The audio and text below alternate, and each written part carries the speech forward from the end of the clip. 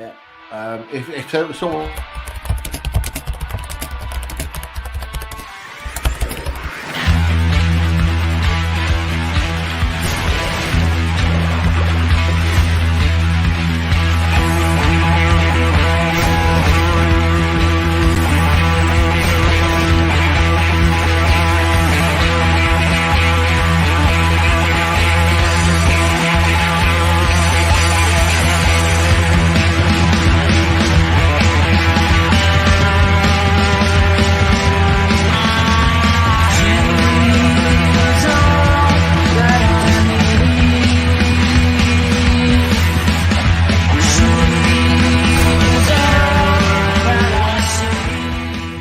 Want to make sure my face is on the re-edited version from now on. That's my only stipulation.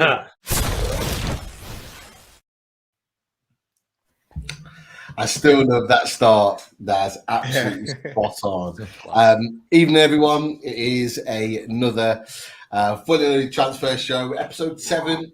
The weeks are just going like absolute mad. But yeah, welcome to another interesting transfer field show. I say it every week. I don't know how we're going to fill this show, but the links and the interest always keeps running. And look, we've got a few guests tonight that are going to talk in detail about all the transfers and answer your questions in the chat. And there are already questions popping up already. So welcome, everyone. And of course, we've got the loaded boys in the house to talk all things Newcastle United. How are we all? All good, people. Good, mate. I don't think me and Daz are as warm as the rest of you in the UK yet, but apparently it is heading our way. So I think Daz has ordered and started to. He's got a JCB arriving his tomorrow to build him an underground shelter, because otherwise he will melt. But yeah, it's apparently we're meant to get a good plus 30 or more from kind of Friday onwards. So not quite sure. I'm sure we'll get some announcement from the Irish government. I think the country will be closing down till next Wednesday, but yeah, party should see base sales increase. Happy days. So yeah, all good. Looking forward to a bit of heat the weekend. I've got a long weekend, kids' birthdays and crap. But yeah, all good. Just a shout out to Roy there to start the show. That Roy was the prize winner there on the last show at the weekend, Sunday I think it was. Yeah. So yeah, cheers to that, Roy. Thanks for the donation to the channel. Yeah, it has been. The address has been passed out to Retro and FC. They're going to be shipped it out at the end of the week. Lovely. There you go. Breaking news. Super. So yeah, already lots going on in the chat already tonight. But look, we're not going to beat around the bush. We're going to get the guests on right now. So welcome in back in Lee Davey. Welcome back, Lee. Hi everyone. Evening, You're well. Thanks for having me back. Always good to be a part of this show. Definitely good to have you. And we're like family now, Lee. We're like family. Yeah. Yeah, just a bit. I've already seen you today already, so yeah. Making his debut. Welcome in Jacque Talbot. Hello. Jack. Thanks for having me. Even very sweaty, so do excuse me. But... it's okay. We all are, mate. We all are. Yeah. Apart from the Irish boys, we're all absolutely sweltering right now. Myself and Lee are a little bit more further south than you as well. So we know how you're feeling right now. But look, Jack, more than importantly, welcome to the show. Great to have you on Alone HQ. I know you spoke to Martin initially and managed to sort it out and come on. So it's a pleasure to have you on to talk transfers. I think we've all watched your YouTube clips. I had the pleasure of being on with you in True Faith last week to talk transfers. But look, looking forward to hearing what you got to say on all things Newcastle United, mate. Thanks so much. I'm glad the YouTube's doing okay. The camera's not too good, but you know, right. Nothing wrong with it, mate. Nothing wrong with it at all. If people in the chat are wondering if there's one person missing, there is one person missing. Mr. Jordan Cronin is going to join us at some point, but as it's been well documented already, he's actually going to collect his luggage. It's arrived. So it's breaking news, and it will be breaking news when he has his luggage as well. So keep hold of that breaking news, Daz. I think we'll need it again at some point in the show. He has it. Yeah, definitely. But yeah, we'll be welcoming Jordan on very shortly. Now, look, before we get into transfers, one of the friends of the channel actually kind of tweeted us earlier, the Loaded Boys, and mentioned, there've been some pictures and some of the changes to inside the stadium. So I just thought it'd be nice to mention that, because we mentioned it a few weeks ago. But there's obviously been some improvements there, some clear improvements of what's going on in the stadium, obviously the concourse and where we obviously socialise and have a few drinks at half time. But boys, what do you make of some of the changes? You can clearly see it's been well painted. It looks a lot more modern, a lot neater. You boys looking forward to getting into the stadium again and experiencing it all? I'll be first there, Pete. I'm back for the Forest game, so I am delighted that they're doing this up for me. They're really putting out all the stops. Yeah, making an effort, especially for Daz. You'll have the red carpet, no doubt, I imagine. Exactly. He's not even going to make the stadium. He's going to be spotted on the way up. He'll be outside, posing outside the food bank with Jamie Rubin, probably. I would imagine. Would surprise me. I've got better seats than that. Yeah, exactly. Yeah, he'd be out there shaking a tin with Hasty. Look, it's good to see. I think, to be fair, I'll be over at some point. Most of us, well, certainly me and Daz, and I know we've all got memberships for this season. Still yet to see them arrive, but if my jersey's anything to go by, I'm sure it'll arrive by Christmas. But we will get over, and I know obviously Richie's doing a little bit of spade work. There's a little bit of talk about us Loaded Boys after the new year. Maybe coming over and grabbing a table in one of the corporate areas and enjoying ourselves for a day and maybe doing something while we're over there. So, I'll definitely be over at some point this season, hopefully a couple of times. But again, depending on work, flights, kids, and everything else. But certainly more opportunity to get over, although I think it'll be a struggle to get tickets. So I am relying on a couple of people to do me favours, Mr. Oxley and a couple of others who have offered up tickets and stuff for me. So fair play to them. Although Paul Oxley was quite insistent to remind me, definitely not an A game, category A.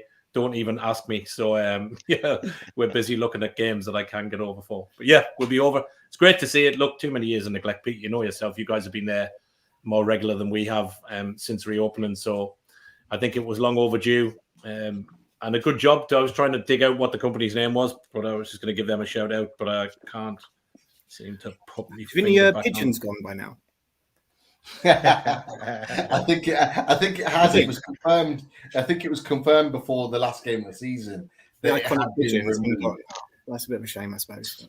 Yeah, the Gallagher pigeon. He had his own Twitter account, didn't he? Yeah. Did he? Yeah. They should build it like a little mini statue and just keep it where it was. Just stick him alongside Bobby Robson's foot. Put him out where Shearer was. Yeah, definitely. But look, just on the windowsill of the ticket office. or that. Look, we'll get into it because look, there's a lot to discuss, and I'm struggling where to start. But look, I guess we'll start with where the news has kind of come today. In that, with regards to outgoings, Kieran Clark has left the building. Now, what's interesting about this is that he only had a year left on his contract. He's gone for a season-long loan, so it looks like it is the last time we will see him at the club. Jack, I'll come to you first. What are your thoughts on this? A good deal all round? Yeah, I believe so. I think he's sort of, unfortunately, the last season he kind of tarred things with the red card. I can't remember who it was against. Was it Norwich we played? Norwich, yeah. And he got the red card. But to be honest, from when he came, I think it was the first Rafa season just after we got relegated. I believe he came in then. So he's been there for like 5 years, maybe 6 years, and I've always liked him. I know he had a bad season. He got a bit too crap, basically. But I remember him in the Championship, him under Rafa. He was a solid defender. So I have no qualms with him going, but I wouldn't say he was a bad player by any measure. We had Boomsong, we've had Boomsong. Kieran Clark is levels had above. Titus Bramble as well. We had Titus Bramble, although he did score a great goal against Chelsea that time. But yeah, you know what? Titus Bramble played Champions League football. I know. As much as we get on his back, the guy played Champions League football, and we know because Lee, we were there. We watched him play Champions League football, so it's hard to kind of get on his back. But yeah, Boomsong was an atrocious piece of business, and it's putting Clark alongside him is maybe a little bit harsh, but yeah, I think we're all just glad to get rid of him. That's for sure. I think the other thing to say, Pete, like there's a little bit. I was reading yesterday and then again today, a little bit of flack flying around. No, people go, "Oh, snowflakes" and everything else. And I know it's just a terminology, and I'm sure Lee and Jack and other guys have used it. But there's quite a little bit of hatred going around for the Chronicle after they used the term "dead wood." Getting used to it. And I get it there, bro. I think it's right what Jack says. Listen, these guys have all, as much as they've had their moments, they've all been really good servants when we were deep in the shit under the Rafi, under the Ashley years. And I don't really have an issue with the use of the word, but I can see why some people are a little bit peeved with what the Chronicle did in the way that the terminology in the sentence went out. In that, look, they are going to move on. They've kind of dropped to the 23s, training with the reserves. They know that they're not going to feature in the club. And I just think perhaps, some people are saying, I think some of the write-ups could have been worded maybe a little bit better for some of the outgoing players that have served well. So it's a little bit of a shame sometimes the way it's... I get that it's not, it's not meant in any bad way, but I think sometimes, you read something back afterwards and kind of go, oh yeah, could have done better with that. It's used as a stock word, I think, a lot in journalism. People would say dead wood, just meaning the players that need to go. But you're right, if you actually unpack it a bit, then perhaps better terminology could be used. But I don't know if it was used in any malice. It was just sort of... No, it wasn't. No, it was like I read it back a few times, but look, there's a few people up in arms and out. You'll get it. But I think it is worthwhile remembering the likes of Clark and stuff when we were in, dark days. They did do a good job for us in those early seasons. So at the same time, Martin, remembered. At the same time, Martin, that's the word we've been constantly using, deadwood. Oh, absolutely. We're a fan channel, so. But I'm just saying how things have changed, though, Daz. You know what I mean? There's certain things you would, and I'm sure Lee and Jack and Jordan have wrote stuff up, and you wouldn't think twice about saying a word or saying something. But I think it does. It shows where we've got to, and that certain things have to be done and rephrased. And you have a half a fan base kicking off because of the use of one word, which we know why it was used. But again, I think nobody's denying they were good servants to the club, or that it's detrimental to them as players or anything else. So, I agree. Yeah. I think it's more than a fair point, and again, it is definitely a discussion point moving forward. So Clark's out the door. He's gone to Sheffield United. One of my good friends is a Sheffield United fan. Is very happy to see him arriving at the club. We've also got a situation with Dwight Gayle. Now, interestingly, he was looking set to go to Middlesbrough, but it looks like that deal is not going to happen now in terms of his wages, and what he's asking for is maybe a little bit too high for Championship clubs. Again, I'll come back to Jackson. I'll open the floor up to everybody else. Are we getting a little bit kind of bogged down by what was maybe 3 years ago with Dwight Gayle, in terms of everyone saying he's a guaranteed championship goal scorer, but he hasn't played really in like 3 years in championship level. And is he still at that level? And is there a concern that teams in the championship are taking a risk with someone like Dwight Gayle? Jack, I'll come to you first. What are your thoughts on that? I don't know. I mean, I think there was a period when West Brom tried to bid 20 million for him. I think it was under the Ashley era, and rejected it. I've always liked Dwight Gayle, and he's part of the reason we got promoted in 2016. I think he got 23 goals and he got injured, so he could have bagged like over 30 in that campaign.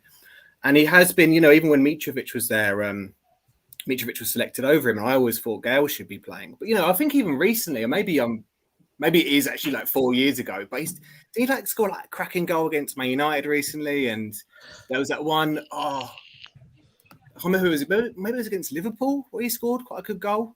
I think maybe it was Joe Willock knocked it back to him and he buried it. He's still got something about him. I think he scored probably 15 goals in all competitions next season. And he's another one sort of similar to Clark. I think I've always liked him and I appreciate him as a player. And I have fond memories of Dwight Gayle, especially against Norwich all them years ago, the 4-3, if he's got a hat-trick in that. So I don't know what his level would be. I'm sure he'll get a few goals, but he's certainly not Premier League. Yeah, I think it's a fair point. And look, I'm just going to halt things right now because we've had what's been a fantastic donation from somebody in the chat. I don't know if we've got it up there. So massive thanks to Nawaf Sata.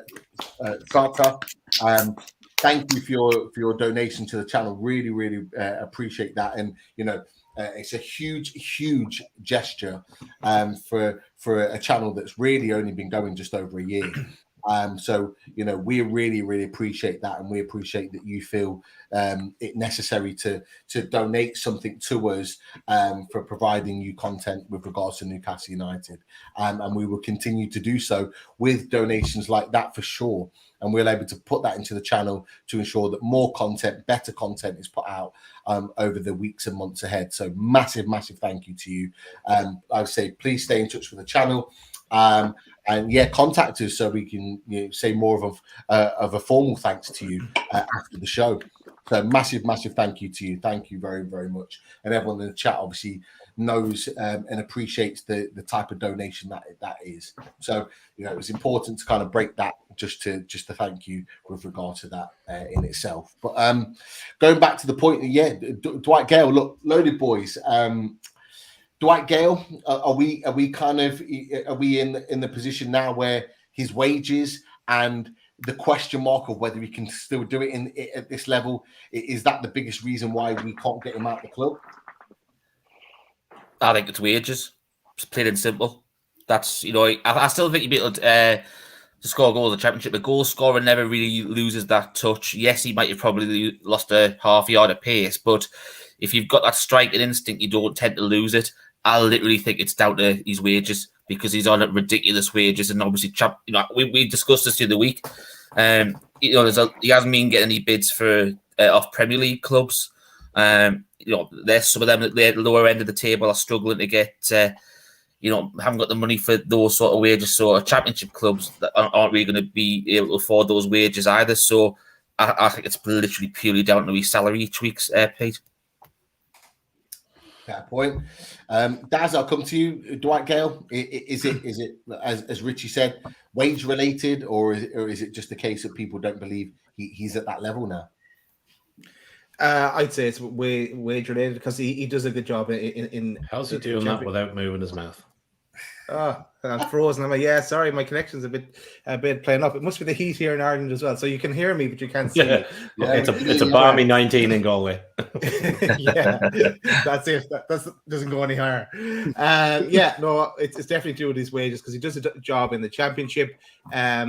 And everywhere he's gone in the Championship, he's scored goals. We all know the crack with him though. He has been happy to sit it out, and he hasn't got a chance in the last couple of years with no matter who's been the manager.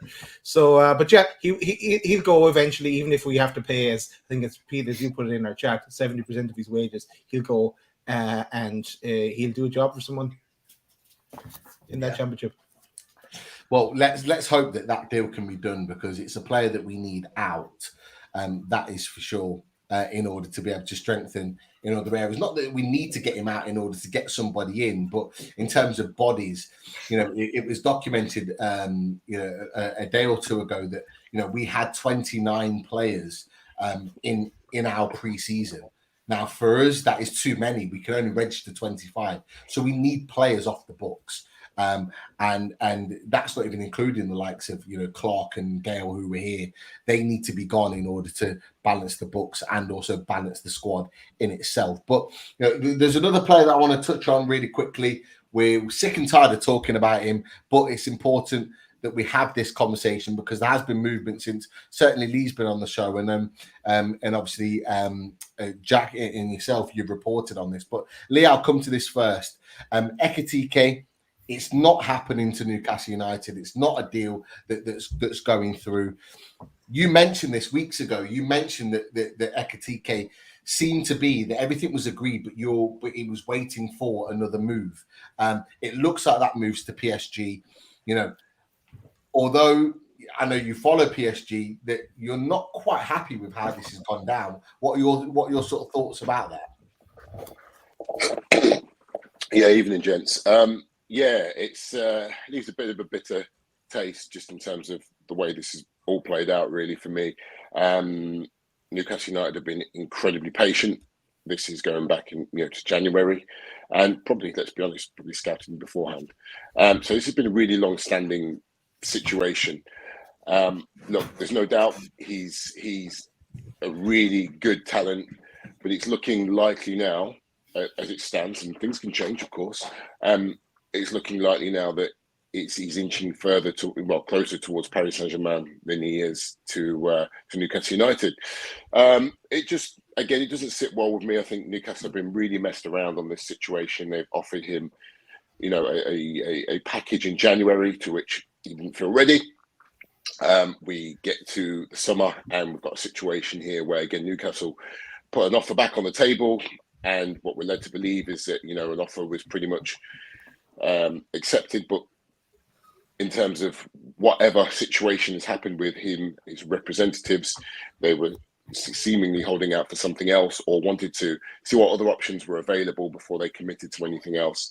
So it's a real shame because, this is a guy who's got, abundance of talent, and I really felt he would have fitted Newcastle United extremely well.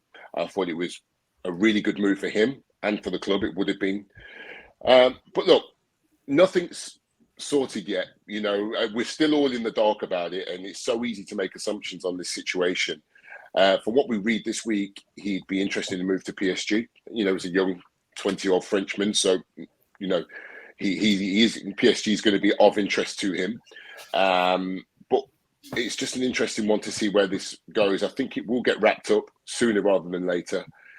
But yeah, just a real frustrating one, I think, for all Newcastle United fans who I think had set their heart on him coming to the club. So yeah, we've been here week in, week out discussing this. It's a funny one. I don't know where it's going to end up, to be honest with you. But if from a betting man, I'd probably say he's inching further towards a move to Paris Saint-Germain. Yeah, definitely. Jacque, you've obviously you've touched on this as well. You've said you'd mentioned that there'd been reports of a formal bid submitted. You're obviously of the mindset that he's going to be going to PSG as well. What are your thoughts with regards to that? He's made a bad sort of move. Has he been badly advised? Yeah, definitely. I mean, you see his agent, and his agent looks about 23 years old himself. He doesn't seem like a proper agent. You do get a lot of football players like Trent Arnold. He's got his brother doing it, and but to be fair to his brother, he's made like a massive business out of it. And some people will just have like a best friend. They'll make their agent because it's a good way of giving them money, sort of. And he's just been poorly advised, and his agents are sort of thinking, you're world class, you need to play for the best team in the world. They've used Newcastle as a way of promoting his name because he's been in the press, he's been in the English press, he's been everywhere now. And they have been talking since January. It wasn't like in February they stopped talking. It's been going on for that long, and he's been poorly advised. I don't blame the player so much. I think it's this bloody agent who's just been really poorly, who's not doing any favours. And PSG, I get it, he's French, but he's not going to be starting every week. I don't think he'll probably be loaned back to his club, or he'll be on the bench there on 200k. And I just think, if he did want PSG, I think Mbappe's going to go to Real Madrid in a couple of years. So just go to the Premier League, go to Newcastle or someone like that. Get good 2 years under your belt, playing for Eddie Howe, big stadium, big club, and then not in Europe yet. And then if you do turn out to be a star, you're still 23 years old at that point. Then head back to PSG. It's been really, really unfortunate, but a lot of deals are. I mean, look at the whole De Jong thing with Man United. Transfers have become so complicated, and so it's because they're played out in public so much. It's just nuts. It used to be a way, you bid £6 million, you bring in Kieran Dyer from Ipswich, done. But now it's add-on structures, sponsorship, shoe deals and all sorts. And so I'm rambling a little bit here, but yeah, it's. I think we'll go back to PSG. Yeah. No, and it looks like that deal's going to be done very, very shortly, as both Lee and Jacques have said, and it's then moved us on to another deal. Look, Loaded Lads, I want to get your opinions on this for sure. And in the last couple of days, this guy has been linked with us. It's Alexander Isak. Now, yes, there has been playing down of this over the last 24 hours, but this has clearly been a player that has been looked at for Newcastle United. So, what are your initial thoughts on Alexander Isak? And do you think he could be the type of player that Newcastle United need in order to take us forward? I think he's a great player, Pete. This is one lad that we spoke about. I think in the January window, we had him as somebody that we spoke about, and I know our good mate Sean Casey, I think sent a few of us. I think Richie actually chucked it up. I think on Twitter the other day we were talking about him, that he was somebody that was on the list within the club, and he was somebody that that unanimously kind of the board and the ownership were quite in favour of looking at and doing some format of a deal. So I think he's a good player. Is he last couple of seasons he's not really got you 30 goals, but I think he's got plenty in him. From what I've seen of him, he's a good talent. He's quick and nimble for 6'3", I think it is. So I think he would suit the way Eddie Howe wants to play. I think he would suit the system, and I think that's probably a key piece, really, as to whether something goes for that. But yeah, I think he'd be a good addition. I think he'd fit well with what we want to do. And again, he's a young lad that would probably again have a bit of resale value if we did want to move him on at some point. But yeah, I think it'd be a good one to get joined up, Pete. Pete, just to add in, mate, I don't know where I messaged Kev yesterday about this. There's a fellow on Twitter, I don't know if any of you follow him. I think Jacques, I think you know him quite well, called Kev Lawson, and he did a fantastic thread on Alexander Isak yesterday. And I was reading it, and then I was saying, to Kev that I'd done a little bit of research into him. As Martin rightly said, we were linked with him in January. We know that the club have been following him. We know that there is interest there. And for me, he ticks a lot of boxes, and I know we use that expression quite a bit on this channel, but he does seem to tick a lot of boxes. And I think there was some doubt, certainly for me as well, when you look at his 2021 figure, his 19-20 figures compared to his 2021 figures, you start to go, ooh, is there an issue? I think last season he scored maybe 6 or 7 goals, whereas the season before he scored a lot of goals. Now, I again, as I say, I was watching some highlights, some clips and stuff, and he looks exciting, and he looks very unorthodox in terms of, I think he's about 6'3", 6'4", but he's very, very good with his feet. And when I was quite pleased actually, because when I saw this video of him from his highlights from last season, he was quite unlucky in a lot of points, like he was doing some nice stuff, but it wasn't quite coming off for him. Or, he'd do some fantastic build-up play, and then, someone else would get the ball off him and then put the cross in and the goal would go in. But he played a big part. But in terms of stats-wise, his contribution would have been hidden because he didn't, provide the assist or score the goal. So, that could work in our favour in terms of the price, because, Newcastle, could be at the negotiating table and say, listen, he's only scored 6 goals last season. It could, bring the price down ever so slightly. But I for one, I hope he's the kind of player we should be looking at. And I think, he's plied his trade now at Sociedad. Good league, La Liga, top league. He's 22, I think.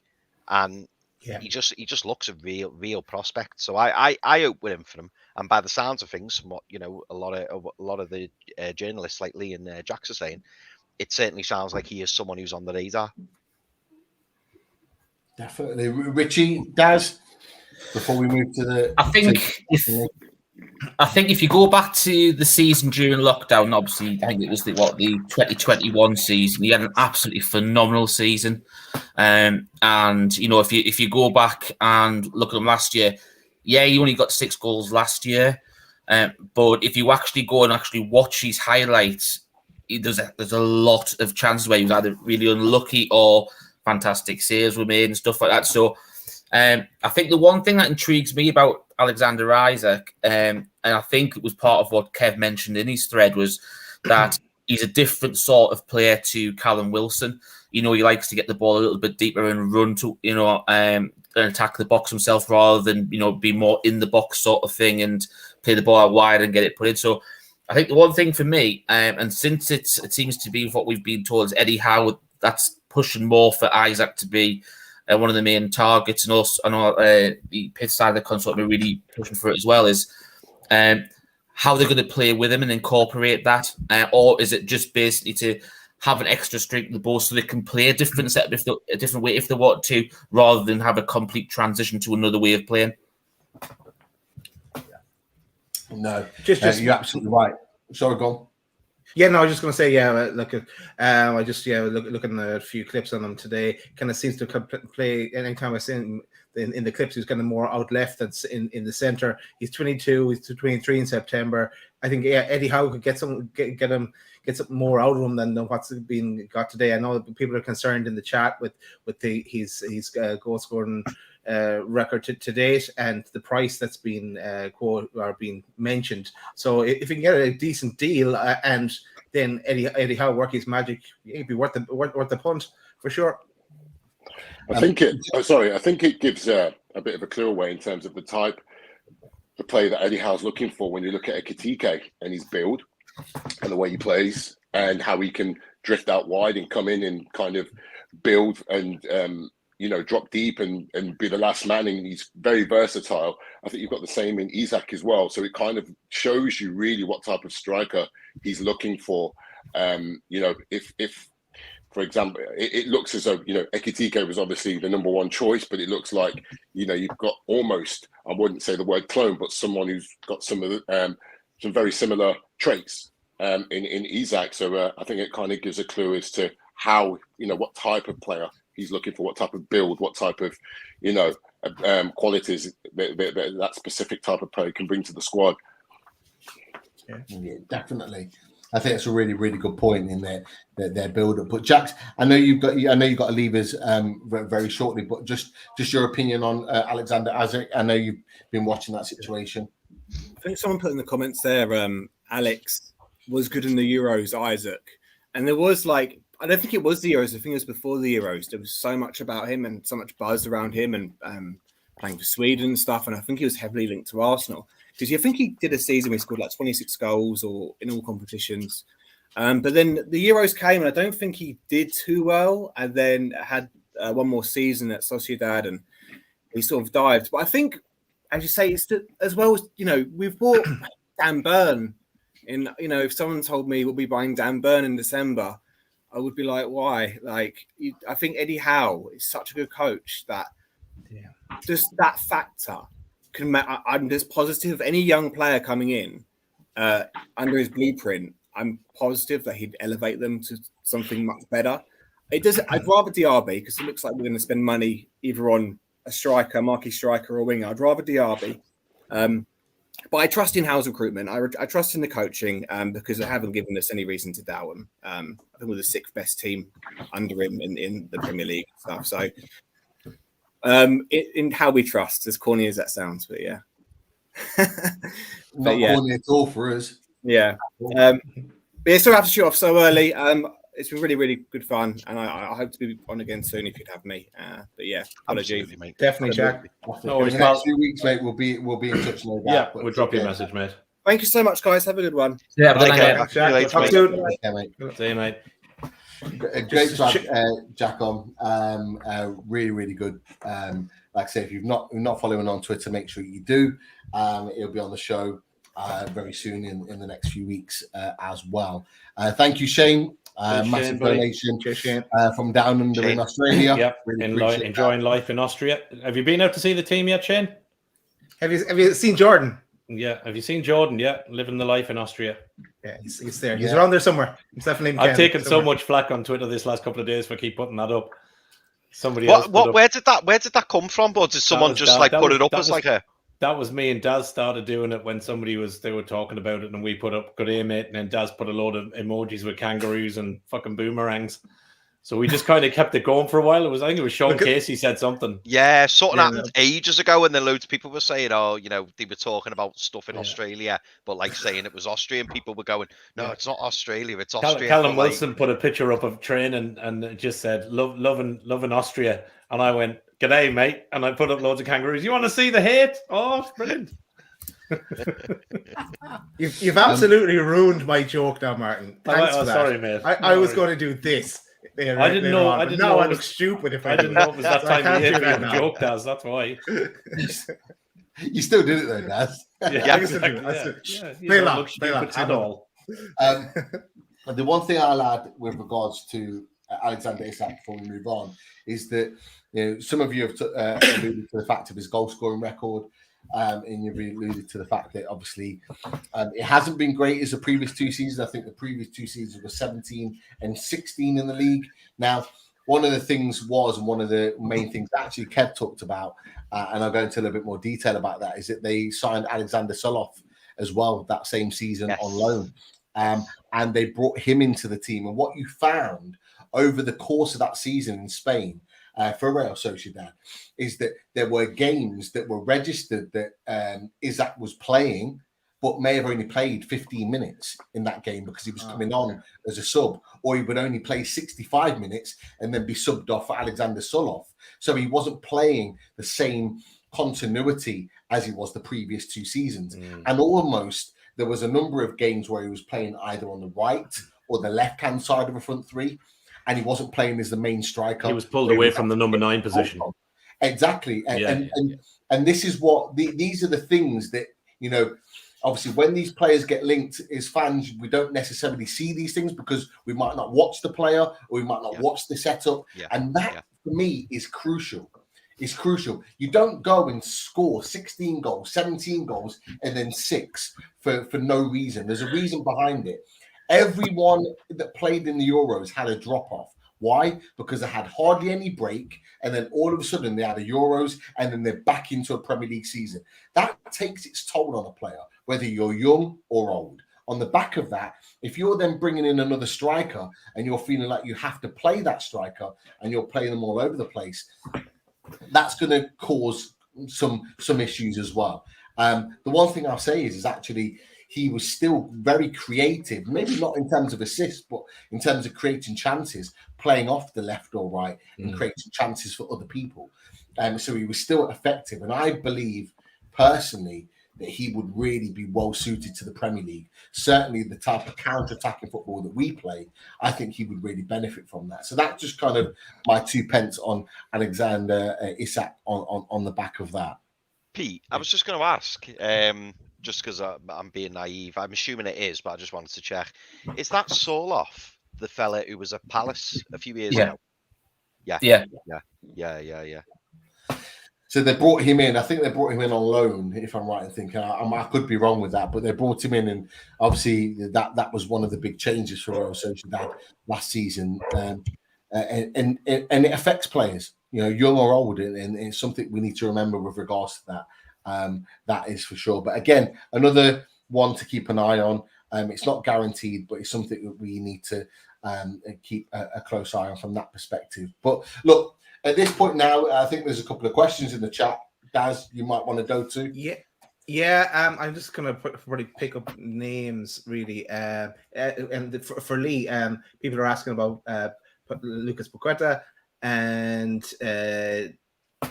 Tillemans linked to Arsenal. I suppose, what are you hearing about Lucas Paquetá, Lee? Yeah, I think it would have been. I think this is definitely a goer, but it's going to be whoever meets that asking price. Obviously, Jean-Michel Aulas has come out in recent days, the Lyon president, and said that his future is not what it was. He's come in. He's obviously spoken to the Lyon manager Peter Bosz, told him that he sees his future elsewhere. And from what we read, there's been a transfer request put in by him. So I spoke to Pete last week about this, and Lyon will not let him go for cheap. But I think anything around the 60 million mark will probably secure the player. That's what I feel. I don't think anyone would need to go any higher than that. It's just, again, is it an area that Newcastle need to prioritise? Because, for that kind of price, it will be prioritising what your transfer budget. Is there more of a need for a Moussa Diaby? Is there more of a need for a striker than there is for a Lucas Paquetá? For me, in some ways, I don't understand Arsenal's link with him. If they've been linked with Tielemans all summer. They've got already players that play very creative roles. Emil Smith-Rowe, they've got in there that bought Fabio Vieira from Porto as well, and there's another one that's just escaped me as well, who plays quite a creative role for Arsenal. I'm sure one of you might be able to help me out with that one. But look, again, and not just because I'm on this show, be very well suited to Newcastle. I'm not sure it should be a priority this summer, if I'm going to be honest. I think it seems to me as though there's more pressing areas that Newcastle need to attend to than kind of like that number 10 playmaker role. I think there's other areas that really would require the majority of that transfer budget. But look, let's see how this plays out. Lee, I just wanted to ask you, mate, because you know far more about Paquetá than myself and maybe others, on the show and maybe some viewers at home. But you're absolutely right when you say that we're really as a club we should be looking at the right wing, we should be looking at the striker. I've read anyway, and I'm sure many others have, that Paquetá, is predominantly a number 10. And obviously, as well, you've probably gathered over the last few weeks and speaking to Pete very regularly, that we don't really play with a number 10. But I have read somewhere, that he's comfortable in a middle three, maybe as an 8. He's also comfortable playing as like a false 9. I've also heard recently that he can play on either wing. I mean, is that the case? Does he ever do that for Lyon, or is he very much through the middle, as far as you're aware? No, cheers, Chris. He's very much not a winger. Whether again, I haven't personally seen him play out wide. Someone who kind of finds space in the middle and he'll dictate play from there. Yes, you could play him again. As a false 9, potentially, I don't think it would be his best position, but maybe to play him off a number 9, off a Callum Wilson, for example, would be another area where you could play him. So I don't know whether Newcastle would buy him with the intention of potentially doing that. There is versatility to him. He can drop deeper. When he does drop deeper, that will affect his productivity, certainly in attacking areas. But when you've got a player that's already got such a great on-field relationship with him, and in Bruno Guimaraes, who will play in a deeper role. All you need to do is look at some of Lyon's games last season to see how these guys, the chemistry between these guys on the pitch, and that chemistry comes from Bruno Guimaraes in a deeper position, and he's just literally just laying these passes on for Paquetá, who inevitably buries them or finds the right pass for someone to create chances. But yeah, look, I'm not saying he'd be a bad signing. He wouldn't be a bad signing for anyone, and it's quite clear that he's ready for a new challenge and he wants to move on from Lyon. But again, it's about what do Newcastle really need. He would be a luxury signing, but maybe not a necessity at this current moment in time. Okay, cool. Cheers, Lee. Just before we go to the next question, do you want to shout out to Gary I think Gary's rejoining as a member. Cheers, Gary. And we didn't get to mention it earlier as well. The Jordy Mick. Cheers for the donation to the channel as well. He's rocking the t-shirt and the mug as well at home right now, I'm sure. Thanks for that. Lee, next question for you, and it is one of your PSG guys, Kalimuendo, yeah. Yeah, that's him. Yeah. Arnaud Kalimuendo. Arnaud Kalimuendo is on. He's up for sale. PSG are open to a departure for him. Real good young talent. He needs game time. He's not going to get that if he come. He had last season on loan at Lens, and he was fantastic. He had a really, really solid season for them. He's come back now this season to Paris Saint-Germain. Said he wants to be part of the squad. In truth, he needs to go and play football again. You know, there's no point in going back to PSG to sit on the bench to get 5 minutes here, 5 minutes there, play a couple of cup games, and you know, it's not going to help his development. I think the best thing for him, and I think the club know, is for him to move on and go and play his football elsewhere. I know there's a lot of interest in him. I think there was some interest from Italy. There was a lot of interest in the Premier League. I think Leeds are interested in him. There we go. Newcastle. And look, whoever gets him are going to get a technically very good player, extremely fast and powerful, but also can finish. And he's got what I think the best thing about him is he's got so much composure in front of goal.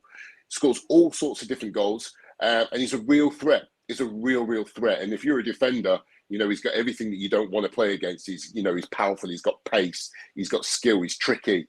He'll keep you on your toes. So he's one of those players that, you know, will for me, only get better and better, and there's a lot more left in this guy. I think it's a low risk signing. I think it's a relatively low fee for someone who's got so much development left in him. So wherever he goes, and I do think he will go this summer, I think it's going to be a bit of an exodus at PSG. I won't use the word deadwood. I don't want to offend anyone on that one, but no. But on a serious note, he's certainly not deadwood. He's certainly not deadwood. This is a real good up and coming talent. So.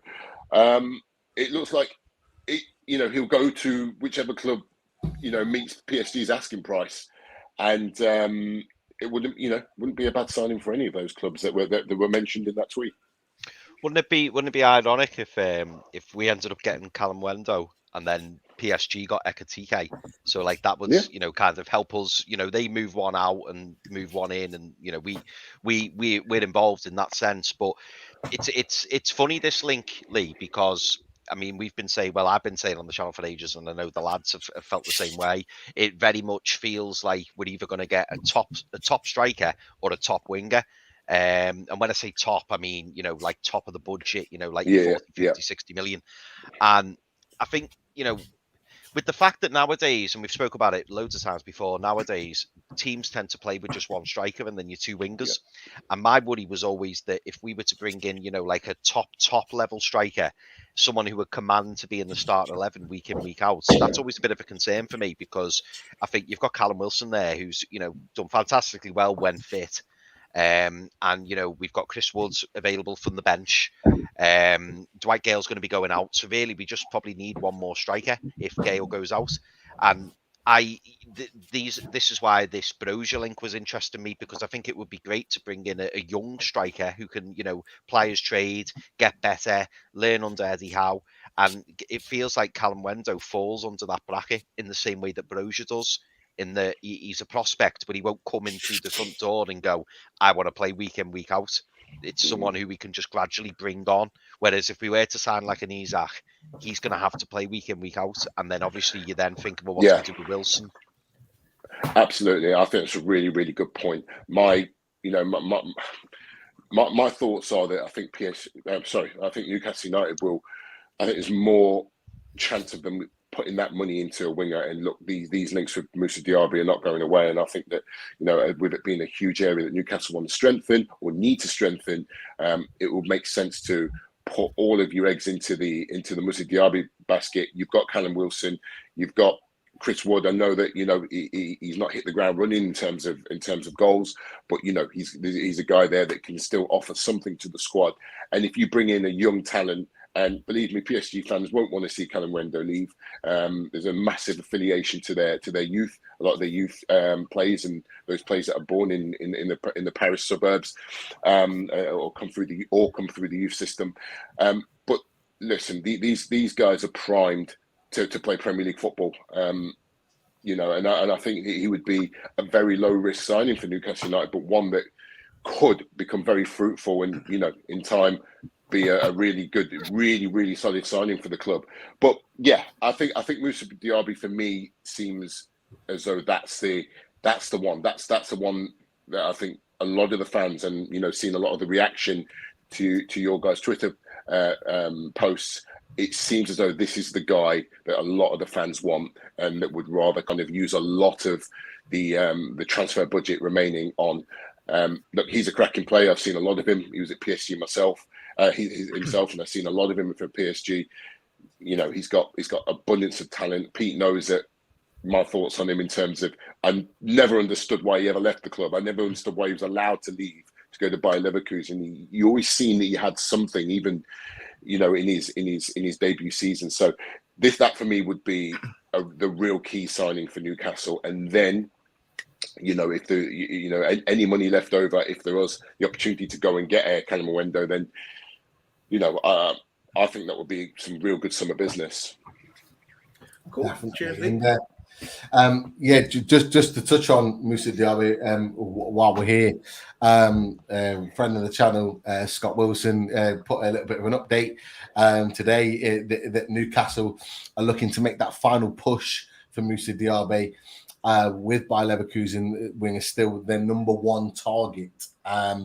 There's mixed signals coming out from Bayer Leverkusen, which he alludes to, but from what they're saying is if they get a strong enough bid that they would look to sell him. A little bit like they did with Leon Bailey with Aston Villa. They got the big enough bid in order for them to part with him, regardless of where their position is in Europe or Champions League football. But what's interesting about that is that it's with that situation with.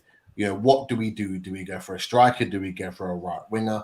And there is definitely an ongoing, a little bit of a discussion with that, and it's causing a little bit of a divide and a split within the Newcastle United camp. So, before we move on, I just want to get your opinion, Loaded Lads, in terms of there's been a lot of conversations around: should we get a right winger? Should we sign a striker? Which one, in your opinion, is the priority for Newcastle United? But just before I get to come on to that point, our favourite person always, Luke Edwards, has put in there that he's talked about that there is a budget. People say that there isn't, and then we need to manage that. But there's that priority of the front line being needed to be improved. And then he talks about that although we've been linked with so many players, it's now time to take that plunge and spend big on a top attacking player. So if we do what Luke Edwards says that we're going to do, is spend big on a top attacking player, I'll go back to the point, lads. Which one do you go for? Do you spend big on a right winger in Diaby, like Lee's mentioned, or do we go for an Isak or somewhere else in the top end of the pitch? What do you think? Mark, I'll come to you first. That's the same Luke Edwards who said takeover wasn't going to happen, right? Just for clarity. 50 million budget. That's the same. Okay, I just want to clarify because obviously top guy knows what he's talking about. I suppose where do you start? So, okay, let's go with Paquetá first. I think if Newcastle don't get him this season, then we don't get him. I think that's the way I would look at that. Is he what we need right now? I agree with Lee. I don't think he is. I don't think he is what we need now. Would I love to see Diaby? I would do, but my biggest concern is Callum Wilson is made of glass. And we've seen from last season, he missed around 15 games. So for me, look, we're probably going to get some additional goals through midfield with the likes of Bruno, Joe Linton. Maxi will get his goals. Wilson will get his goals if he stays fit and he stays in the team. But if he gets injured, I worry that we haven't got that backup. Listen, I like Chris Wood as much of the next guy, and yes, he didn't get the goals. He got one or two to save Daz's blushes, but he's not gonna get you 15 or 20 in a season. So for me, I would be concerned at throwing 60 million at Diaby, because if we don't have a top striker on the end of what he can create and finish chances, and I know Diaby can finish chances, I would be worried. So I would rather see us get a good striker, would be my view. Somebody that will get us that 15, 20 goals, certainly 20 goals a season, and then bring in a loan or a couple of loans in behind it. And I know that people are going, sure, it's PIF, buy everybody. But I don't look, we've always said the club will be sensible.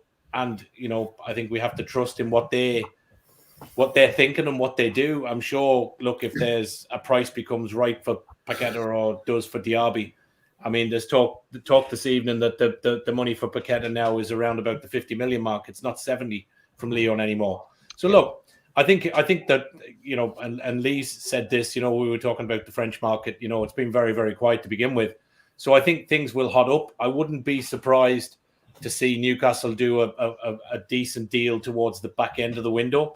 But for me, if we spend 60, 70 million on Diaby, I think, you know, Jordan made the point last week on the show. I think we could probably get 3 players for that, and we could get a good couple of loans and a striker, or certainly throw the money on a striker. I think that's more important for me. I think, again, you know, would be fantastic to have Diaby, but I just would be worried if Wilson gets injured again. Where do the goals come from? I think, Mark, what you said is absolutely spot on. It's a great point.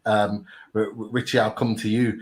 You know, Mark's made some excellent points, and it's hard not to agree with him. But can you turn down that? 13 goals, 12 assists from a right-sided midfielder. Is that something that we can turn down? Is that something, in your opinion, that we should invest big money in? Pete, you know my thoughts on Mr. Diaby, so it was a bit pointless coming to me straight after putting that side up there. Seriously, no. If I think for me, and as you said, Mark's made really, really relevant points. Like, you know, he mentioned about, it was the question I brought up last week: do you spend all the money on Diaby, or do you spend what's roughly meant to be the same on, you know, a forward, a winger, and a midfielder sort of thing for a similar sort of amount? So it's interesting on that one. You know, he's right. We do need a backup or someone who can push Wilson in case he's injured. But I'm also concerned regards Paquetá, like a few people are in the chat as well, is I don't think we need him now, but I also get the feeling that, you know, you've got the World Cup coming up in November and December, and if he has a good World Cup, there's going to be a lot more suitors for him as well, especially, you know, at another transfer window on, so his price will have come down a little bit more, so more teams might be able to afford him. So for me, it's Diaby's the one I want. You know, that's that if the heart was there, you know, he's that Gallic flair player that we all like. We've had Ginola, Robert, Ben Arthur. You know, he'll get as many assists as he will goals. He'll scare whichever full back he's attacking on. And, you know, he can switch over flanks as well. You know, so he can do the same with Maxi sort of thing. So, you know, keep everyone on the toes. But as I said, do you go for that deal for Paquetá? Obviously, as you've said, the price is being quoted as coming down by 20 million euros tonight. So, you know, you're starting to get to the ballpark, you know, where Newcastle's closer to. But as you mentioned at the start, Pete, you know, Luke Edwards has mentioned, you know, we had a 50 million budget. Like we've mentioned this several times. We mentioned it last week as well. You know, Newcastle have turned around and said they will do a deal for the player if the right price is there for him. So, you know, they could spend 50 million, they could spend 100 million, they could spend up to 200. It doesn't make a difference. If they believe they can get the player that will take them and advance them forward for the price that they want to pay, and believe it's a fair deal for the club going forward for this season, for financial fair play going forward over the next few years, they will do it. So for me, I think what they might do is a bit like what Lee mentioned before. Obviously, I can't remember to pronounce the lad's name who's at PSG. It might be something where, you know, you put your money in going for Diaby and Paquetá and possibly loan the lad from PSG with an option to buy next year or something like that. Just to, you know, everyone says technically there isn't you know, a financial fair play because obviously amortization spreads the cost and stuff like that. However, it still does get affected going forward, sort of thing. So if we can loan for a year and then obviously take that into consideration going forward next year, you know, that's something we could possibly work with. And I think that might be more the viable option. Or, you know, we've mentioned Broja last week on possible loan as well. But for me, the two priority signings would be Diaby and Paquetá. Interesting. Chris, Daz, your thoughts? Actually, Pete, just out of curiosity, I wanted to ask Lee. I was going to ask Lee, regards Paquetá, I've seen him play, obviously, predominantly as a number 10. There was rumours, can he actually play as a false 9? Just for that striker sort of, needs. I've heard he can play as a false 9 as well, sort of thing. Yeah, he can, but he's less effective. He's better. He's better just coming in just beyond, in between the lines, just beyond the front man. That's where he does his work. That's where he does his best work. So you are nullifying part of what his threat and part of what he's really, really good at, which is facing goal, running at defenders, beating defenders, using it's almost at times like a street footballer. He's, in the same mold that Neymar is. But yeah, absolutely. I mean, that's the one good thing about him is he has got so much, got so much quality and so much versatility about him. And I think this is why he appeals to so many clubs, because, he can play in so many different areas and so many different roles. Just want to make a point. I think one of the people wrote on there that he's got a 58 million release clause. Just to let you know, there are no release clauses in French football. Okay, just so that if anybody kind of read that, so French football do not have release clauses; it's banned. So when if Newcastle were going to pay, they'd have to pay the full fee. Great, thanks. Sorry, Daz, Chris. Yeah, no, I was just going to jump in because I didn't actually get to hear the question because my internet was down. I think someone could have been pulling the piss out of me as well while I was down. I'll be watching that back, and there will be repercussions if that happened. Who was it? You know who you are. You know who you are. Also, so I'll use my time to say, first of all, thank you to George for the donation to the channel. Thank you, George. Thank you. And also to everyone in the chat, make sure you hit that like button. And if you haven't done so already, subscribe. So because I didn't hear the question, I'll pass my time over to Chris. Have extra time there, Chris. Enjoy. I might need it, mate. To be fair, on this subject, I could probably talk for about an hour, but I promise I won't. Okay, that's enough of Chris. I started that as well. No. Do you know what? When Lee was talking, about Paquetá, I thought he was absolutely spot on what he was saying, because I almost get the feeling with Paquetá now that it's right player, wrong time, and that's certainly how it feels. I even wonder whether, this latest Paquetá news, which is obviously broke, the fact that he's gone to the club and he said he wants out, and etc. It just makes me wonder, have the club kind of pulled back and gone, right, hang on, we need to sort out what we're doing here, because I do get the impression, like Martin said, that he was a player who was probably on the radar, and they were thinking maybe next year, maybe the year after, but at the same time, we don't want to lose out on someone who we were looking at and thinking, well, we'll go for him, we'll go for him in January, we'll go for him in the summer, the following summer. So I wonder whether that's why maybe we're kind of, sitting on our hands, so to speak, and working out what we're going to do. Because I right now, he isn't a priority. The priority is the right winger and the striker, as we've all said. For me, to answer the question, I'm going against what I said months ago, but for me now, I actually think the priority is the right winger. But I totally agree with what Martin's saying, and that we need someone to be backup, or someone there who is as good, or potentially could be as good as Callum Wilson, because as we all know, you can't rely on Callum Wilson, as sadly as that is, due to injuries. And that's why I feel like, if we brought in a striker who's got the potential, who could be as good as Callum Wilson, someone who you think, could say play 10, 15 games a season in replacement of Callum Wilson when he's out, that would be great. I was all for Brozier not that long ago. Now we've got the links with Kalimuendo, again of the same ilk, a player who can come in and do a job, and who is only going to improve. But do you know what stat I think did it for me, and what made my mind up? And again, my mind's still blown over it. There was a stat. It was a few weeks ago, and it was comparing Miggy Almiron to Kevin Clark. And in, 30 something appearances, Kevin Clark and Miggy have got the same amount, or did Kevin Clark have more? Clark had one more. ASM, he's got the same goals as ASM, Kieran Clark. Oh, as well, ASM. Yeah, he's got the same amount of goals as ASM, Kieran Clark has. Oh wow. Well, they compared him with Miggy, and you know what? As much as I love Miggy, I'm a big defender of Miggy. Like he's almost starting to remind me of a Jonas Gutierrez. I love Jonas Gutierrez, but when you look at his figures, they're not good enough. They weren't good enough.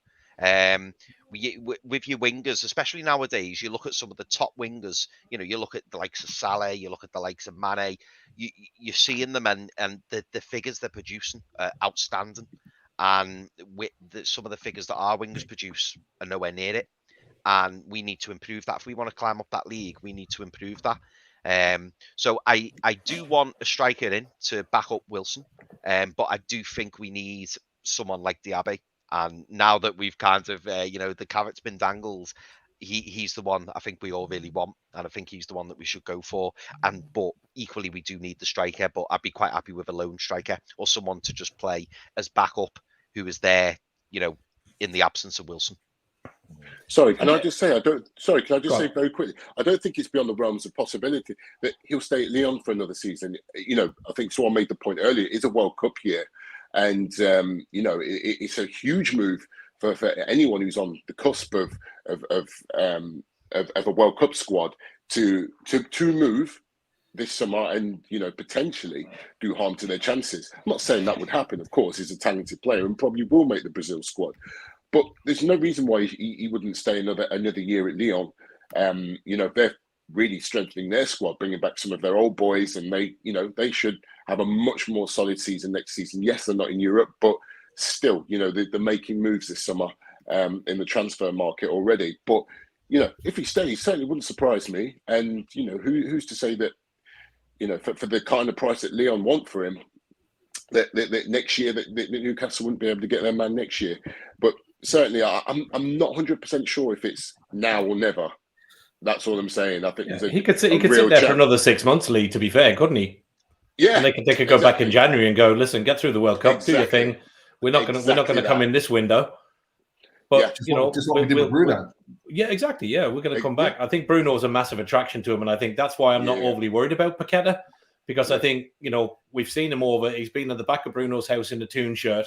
So, there's a lot of signals to me say, even if Arsenal were to come in for him, I don't think he'll make that move. I genuinely don't. And I think I don't see him at Arsenal either. I think he will end up a Newcastle player. I just don't think it's this window. I think we've got other priorities. But one of the lads on the chat there, I don't know where it's gone, actually makes a real good point. Like, lads, we'll probably sign players, but let's not forget, a new CEO is also important, as is sponsorship deals, as is other things. The club are doing its best and the ownership are making inroads. We've got to trust in them and what they're doing. Yeah. So, Liam and the guys were on Matters there earlier on. Liam said it could be possible we don't have a striker in before the Forest game.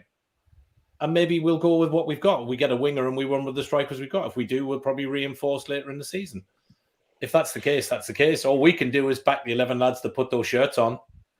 If you look at it from where we were last season, you take the second half of the season when Eddie Howe came in, with what we've got by only adding Bruno, that's without what we've added already. We were in a top 6 position. We were top 3. It's got to be the right player, hasn't it, Mark? It's got to be the right player. The right players. There's no point just going. Everybody's like, let's get this, let's get that. It's PIF. Let's go out and get all of them. We just need to. It's great. Listen, don't get me wrong. I love sitting here. I love Lee coming on. I love Jordan coming on. It's great that we're not sitting going, Jesus Christ, not Chowdhury again. Do you know what I mean? It's great to sit and it's like having a fantasy football session when you're sitting talking about Diaby, Paquetá, and all these other players, and you're sitting back and you're going, Jesus Christ, hang on a minute. I'm looking at training in Austria and I've got Botman and Bruno Guimaraes. And I'm going, hang on, wake up call. And we got people in the fan base freaking out because we're not going to sign, all 3 players in one go in one window. So I think we need to keep a little bit of realism. I think the club have said, and we've said on numerous occasions, if the deal is right for the club and the player's right, they'll do the deal. It's fluid. There is no budget. We've said it on multiple times on the shows. It's been said by the ownership. There isn't a budget, but we'll do what's right. So I think we have to just be sensible. I think we have to trust in what they're doing. And if we run with what we've got and we get a decent winger in, but we don't get a striker in, am I 100% happy? No, but I'll trust Eddie Howe and Jason Tyndall and the team.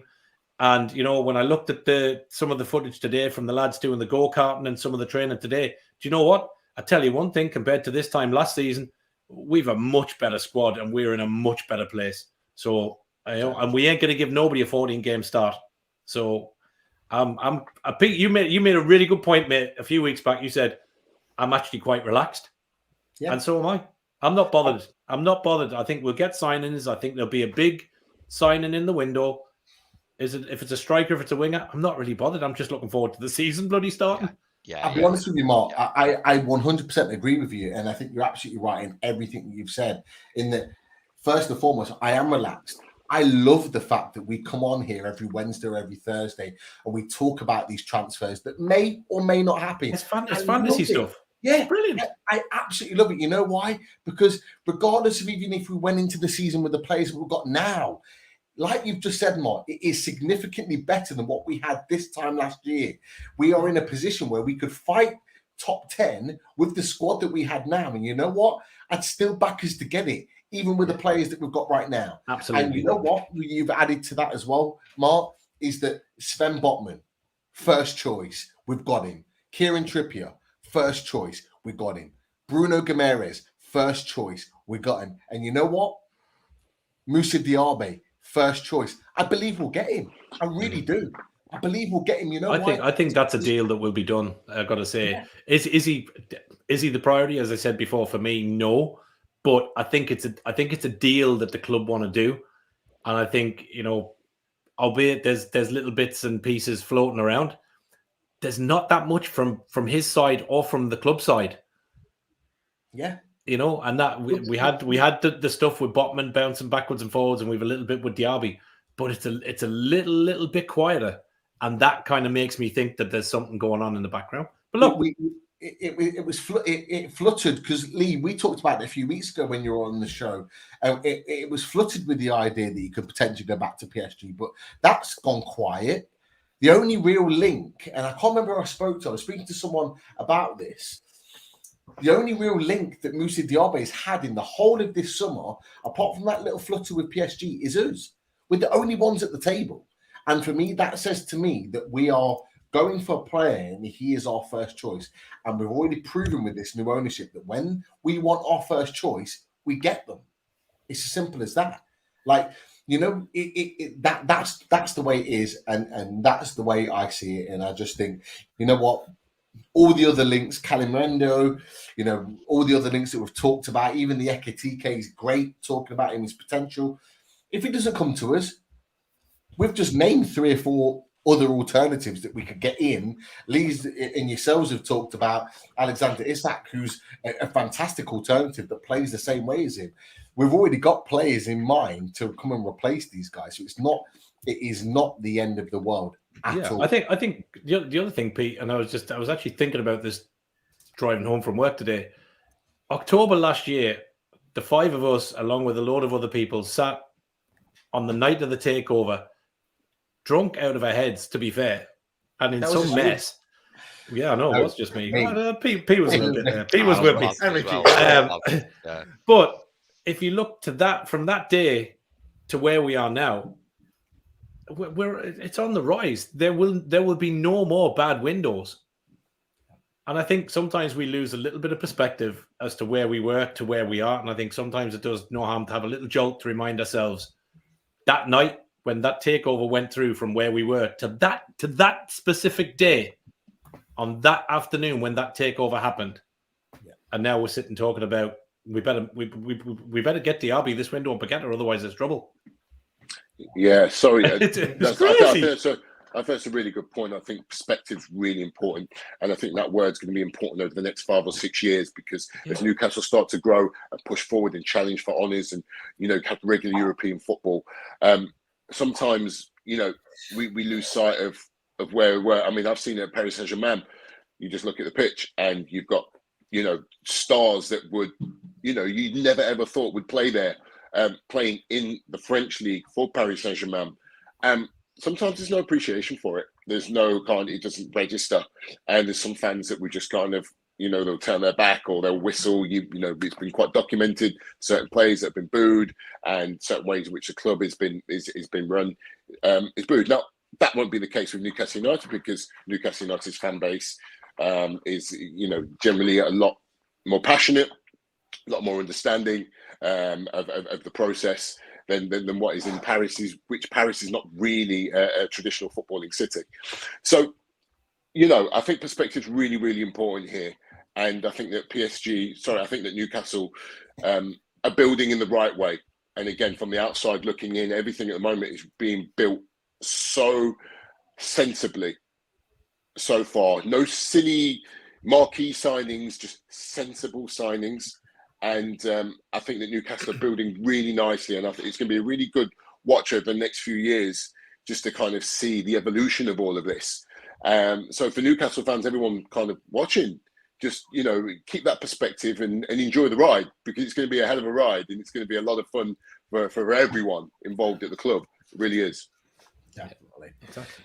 But I know you've got to leave us really soon, Lee. But there's a couple of players. I feel like I do this every week to you, so I apologise. But there's a couple of players. I do want to go. Did you lads not talk about this afternoon? No. You fucking talk to each other, then you don't plan it. Yeah, we live in the same house. Not in France. We definitely do not live in the same house. There's no doubt about it. But we have other things to talk about. But look, there's a few players that I want to touch on. Some French-based, some not. I know you've reported on Leicester before. What are your thoughts about, although it's gone quiet, the links with Tielemans? What's the situation with him? Again, another real slow burner. Lots of links, but no real movement. I think this is something that's affecting Leicester's transfer window, actually, knowing what's going to happen with this. Are they going to recoup any money to invest back into their squad? Been a very quiet window for Leicester. Tielemans, we know, he's looking for a deal. He's got 12 months. He's into the final 12 months of his contract. We know he's looking for a new challenge elsewhere. I think he would be open to a Newcastle move the same way he'd be open to Arsenal. I don't think there's any preferential team for him, but I think he just wants to move on. At the moment, there's no bids for him. There's nothing in for him. Just links. Nothing's moving. Interesting. Jean-Claire Tadimo from Nice. Again, he's a centre-back. We've already improved Sven Botman, but there were links with Newcastle. What type of player is he? A really good player. Yeah, a really good player. Had a couple of years at Barcelona where he didn't get too much game time. He started off in Toulouse, really made a good impression in Toulouse before he got his move to Barcelona. He's had a couple of loan deals out, and then he finally got a loan to Nice, and then signed permanently for Nice. I think it was around 8 million. So last season just gone was his first full season as a Nice player. As a contracted Nice player, had a fantastic season, 36 or so appearances. Good player, as I said, tall, I think about 6'2", 6'3", really good on the ball. Ball playing centre-back, very comfortable coming out of defence with the ball, short range passing, long range passing, but passing with purpose. Chips in with the odd goal here or there as well. Again, we'll get better and better and better, but certainly not the worst defender to have your eye on. Interesting. Okay, we'll definitely keep an eye on that. I have to apologise. One or two called me out on this last week when I mentioned him. Boubacar Traore. I think I called him something else. It was Boubacar Kamara. You kept calling him. Yeah, I think I called him Kamara, and I apologise for those that are the spelling or pronunciation police. Villa fans. Yeah, definitely. You said the wrong person. They knew exactly what I was talking about, but yet felt some sort of joy in calling me out on it, even though his name like this was up on the screen. You knew who I was talking about, but yet just wanted to put that in there. I'm certainly not a Sinclair. There is no one other than John Sinclair. I think that's already been proven in the last 18 months or so. As great a guy that he is, 100%. But look, Boubacar Traore of Metz, or maybe not of Metz for very long. What do you make of this guy and his links potentially with Newcastle? Yeah, again, doesn't surprise me. Metz produce some great talent out of Africa. They have a system almost like an academy in quite a few of the West African countries. So they get a lot of these players come over from Africa and really make a name for themselves. Most famous, probably one of the most famous ones, was Sadio Mane, for example, who was brought over again from Africa and made his name, or kind of broke into football through Metz. This guy, again, he's been one of the bright sparks. There's been one or two bright sparks of Metz's season. Those of you that don't know, Metz were relegated on the last day of the season, and there wasn't too much to shout about. But this is a guy that certainly came out of it with no harm at all. Proved that he's got some talent. He is now playing in Ligue 2 next season, and maybe somebody can come and rescue him. Who knows? But I would have thought that, if there was some interest in him from Newcastle, if this was some concrete interest, again, low risk, and I don't think he would cost too much at all. Probably maybe around 10 million pounds, something like that, maybe a little less. Again, Metz will need the money. They'll need the finances after relegation. But again, yeah, we're looking at someone here who's got pretty powerful midfielder, likes to move with the ball forward, very positive, and he's again, he would be a decent addition. Again, I don't know if he's better than what Newcastle have currently got, but someone who, for the future, certainly would add some quality to that midfield. Definitely another one to keep an eye on. Now, we've got a couple of questions in the chat, but there's one that I wanted to really have the discussion with you and get your thoughts on this. And it came out today, and it's Houssem Aouar from Lyon. There's been a lot of talk about him for the last few years. Yeah. What was really interesting is L'Équipe, and I'm sorry it's in French. Lee, you'll be able to read this. I certainly won't. In that, he's been told that he could be available for transfer for as little as 50 million. I think it's 15 million euros. Wow. This summer. That came out today, and obviously, it's been heavily linked over the last couple of years with Arsenal. Yeah. He's actually in talks with Real Betis at the moment, and Real Betis, who have Nabil Fekir already at the club, that came from Lyon, and there's a discussion with William Carvalho going the other way to Lyon. That sort of discussion that's happening at the moment. But what's interesting about that is that he said the Premier League is a priority for him. It's his preferred destination. Houssem Aouar, what are your thoughts about him? Where do you see him going? Could he potentially come to the Premier League? And if he did, what type of player would he be ultimately, potentially, in the Newcastle squad?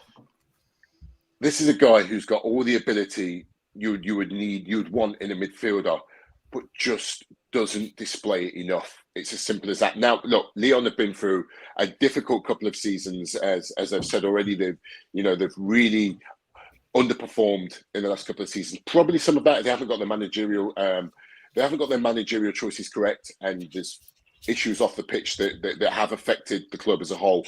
Here's a player that needs a move, and there's about 2 or 3 players in that Lyon squad that need a move. He's one of them.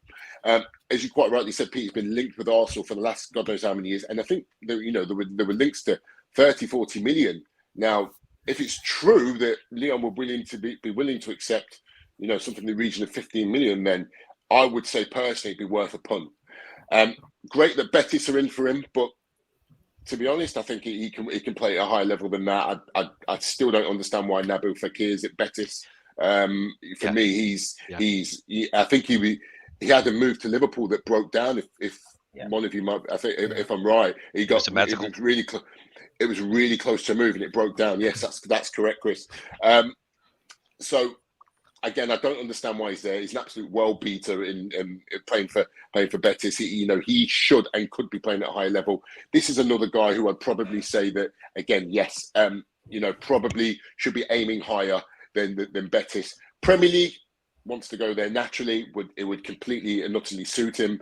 A really classy midfielder on his day. Trickery, vision, passing, can score. Kind of like straight in the mold, and I don't want to compare him to Paul Scholes, but one of those players that kind of picks up those pockets of spaces, evades his defenders, late arriving into the box, can finish. And I think that some of the issues with his form has probably been down to the fact that he needs a change. He needs a change, and he would certainly be someone that at 15 million euros you'd 100% take a punt on, because a change of environment, and I think you'll get to see the real Houssem Aouar. Is he? Do you know? I was just going to follow on when you were halfway through talking. Then Lee, I was thinking of Nabil Fekir, and I was thinking if Real Betis managed to pull that off, I'd love to know what kind of relationship's going on there, because they got Nabil Fekir for the silly price. It was a silly price. But in terms of Aouar, I mean, obviously, I don't know half as much as what you know, Lee. But could you see him fitting into the Eddie Howe mould? I mean, you've mentioned all those fabulous things about him, which sounds wonderful, but is he a player is he a workhorse? Is he someone who will get on board with the ethos that's in the club at the minute? Or is he very much a bit, well, maybe not as harsh as this, but is he very much a bit like a Pogba player where he's got that moment of brilliance in him, but then for 3, 4, 5, 6 games, he's quite lazy and he doesn't, or do you think it's just the fact that things aren't working out for him and he just needs a fresh start, but he will put the effort in and he will work? Lee, just before you answer that, just to follow this on with it, you mentioned about obviously he hasn't kicked on sometimes at certain places and stuff like that. Do you think, and it's been mentioned quite a few times about what Newcastle are looking at, about the right person, for that they're looking for? Does he have the right character to be in this Eddie Howe team as well? Obviously, you can answer that when you speak about what Chris asked. I think that's a really good kind of point to bring up. If you're asking me based on the last 2 seasons and where Newcastle are as a club right now, what Eddie Howe's trying to build in terms of that real cohesive unit of everyone pulling in the same direction. Now, based on his last 2 years, I'd say no. I'd say don't touch him based on purely that variable. If we're talking about Houssem Aouar of 2 or 3 years ago, then I would say absolutely he would slot into that team, and he would be able to show all of his qualities, and certainly the type of player that Newcastle fans would really warm to very, very quickly. Here's the deal. I don't think he is the kind of player that needs an arm around him. Those types of players that need to be loved, that need to be, kind of shown that they're an important part of the jigsaw. He's one of those players. So, you may have those times where he will have an off day and, he kind of needs gene up. He might need Jamal Lascelles, kind of gene him up and sticking that arm around him. And he can be that kind of player. I wouldn't put him in the Pogba mold. Absolutely not. But I would say that he's worth a punt as long as, but there's things that he has to buy into it as well. He's got to totally buy into something different if he wants to get that moving. There's a reason why he hasn't got that move. He's been linked for all these years, but he's not moved. There's been no bids that have come in for him. So, that probably is a bit of a concern. Is this a play that's going to be consistent enough? Is he going to buy into our ethos? Is he, that's probably a concern. I think it's a fair point to raise because, as I said, the last 2 seasons, he's just not been consistent enough. And that's why he's still at Lyon. But he's got quality. There's no doubt. He's got abundance of quality, and it's frustrating. I think when you spoke about Houssem Aouar at the start, Pete, what was the first thing I said? Frustrating. Yeah, the first word I used to describe him. He's one hell of a frustrating player. He's capable of so much more. He really is. So it's down to him now. Can he make a difference? Absolutely. But I don't know if he's going to. I don't know if clubs are going to take a punt on anything over 20, 30 million pounds. 10, 15? Yes, absolutely. Interesting. Very interesting. I think there's maybe one or two super quick questions for Lee before we let him go. I think from the chat. Okay. Yeah, so 2 people asked the same question about, has anyone asked the question about Sissoko Fofana tonight? So we've got to ask that. We've got to ask that. No change. I said to you 2 weeks ago, a week or 2 weeks ago, I said to you, I'll be surprised if he's at Lens when the window ends at the start of September. I might be surprised because it looks like he might stay there for another year. Again, no one's coming from yet. Look, there's 7 weeks left of the window. Anything can happen, but I don't think he'll be going to PSG. Doesn't look like it at the moment. There were some links, some talks. He's anyone's. He's anyone's. You put the money in, you lay the money down, and he moves. He moves. Next question, Lee.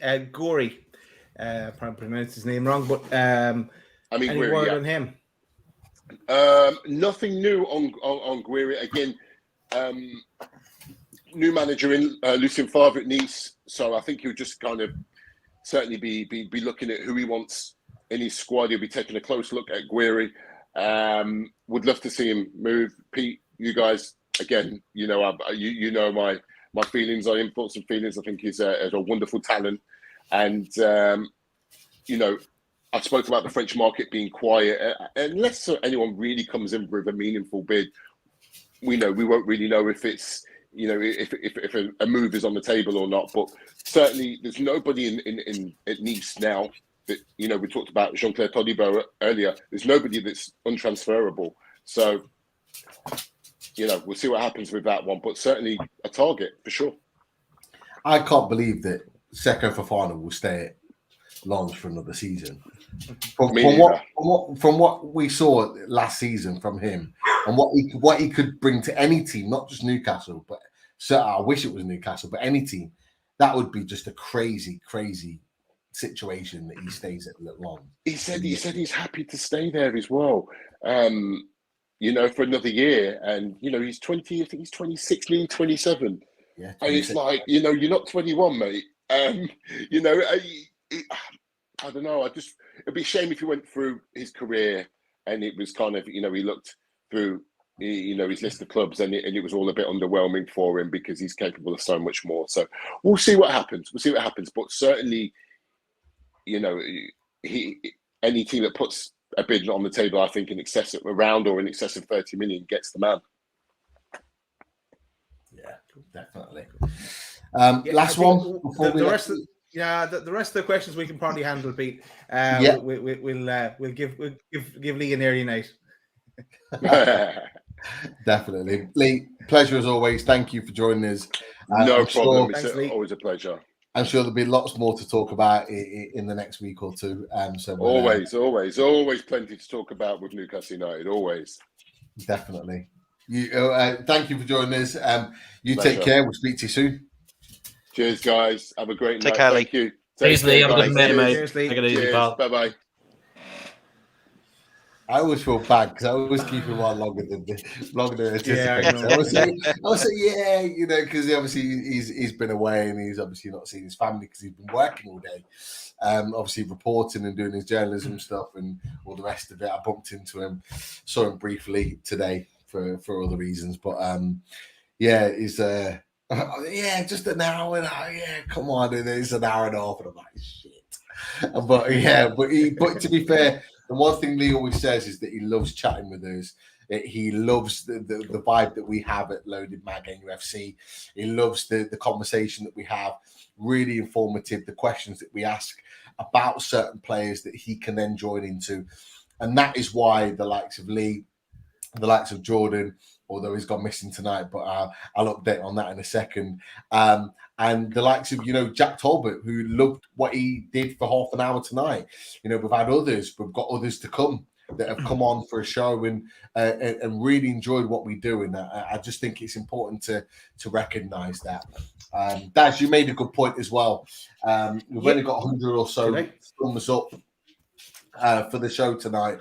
There's 400 or so in the chat tonight. Everyone now, just go and click that thumbs up. It makes a massive difference to us. Go and do it right now. Thumbs up. Help the channel to grow. We've already had some amazing donations in the show tonight. Come and join us by putting that thumbs up. It just takes a click and it takes a second for you, but it means so much to us as a channel. And whilst you're there, just click the subscribe button if you're not already a subscriber to the channel, and that will update you on all the shows that are there. And even we have some extra background music on it. Hope we don't get a hit for that now, right? That was me. Yeah, a bit of a vibe on the show as it is. We have loads. We have loads of questions in the chat, Pete, that we could probably take among ourselves as well. If you want to start there, and I'll probably link into some of the things you're going to bring up. Definitely. We go there. Yeah. Cool. Why not? Cool. Why not? Okay, I'll start with an easy one for Martin. Is that a new top? It is, yeah. DHgate special. A couple of seasons ago, but yeah, it's the I don't know which way is which. Yeah, it's got the NHS stuff on all the stuff on. Yeah, DHgate. People knock it, but I'm telling you, got here quicker than Castore did, and 2 seasons on, still in good shape. So yeah, get yourself onto DHgate. There obviously are other dodgy websites, and if anybody is in the Leicester area, just knock on Pete's door. He's off to Turkey, and if you give him a suitcase, he'll hook you up as well. And Martin's like, by the way, if anybody turns up at Pete's gaff with a suitcase tomorrow, I'm just messing. Please take a picture. Here's my sizes, Pete. They'll have builders to deal with because I won't be there. Okay, let's go to a football related question. I know it's a topic you were going to bring up, Pete. I can't say his name right, so I'm going to call him Chumpawumba. The guy from Aston Villa. That definitely wasn't right, but I tell you what, there's one person in the chat that's watching the show right now that would be excited that name has come up, and actually part of his surname is actually the guy's name. So Emeka. A lad that I grew up with, playing football with, fantastic centre back. Both of us, with the only 2 Newcastle fans in the city growing up together, he knows about Cronin and Chukwuemeka from Aston Villa, and he was really excited that we were going to talk about this young man tonight, playing for the under-19s at England level. Currently at Aston Villa, like I say, young lad, 18 years old. It's a really, really interesting situation in terms of this young lad. If he was at any other club in a better situation, he would be given first team opportunities. The future would be like literally kind of built around him. But he's got a year left on his contract, and he's not happy at Aston Villa at the moment. And it's looking like he could potentially leave, because Aston Villa, if they leave the situation that it is at the moment, they could get him for absolutely nothing. And this situation is really, really intriguing, to the point where, Craig Hope has even talked about it tonight. He dropped a little interesting situation with him and said, Chukwuemeka of Aston Villa, the name's been mentioned and circulated in the summer. They're aware of his contract situation and an interesting development. But even before that, Graham Bailey, friend of the channel, has said, leading European clubs, I move for Aston Villa youngster. And that was yesterday that he put that out there. And actually, he is, and Emeka said this as well, one of the best young centre midfielders in Europe right now, and he genuinely is, and he would be an absolutely top talent. Boys, I don't know whether you know anything about him, whether you know everything about him.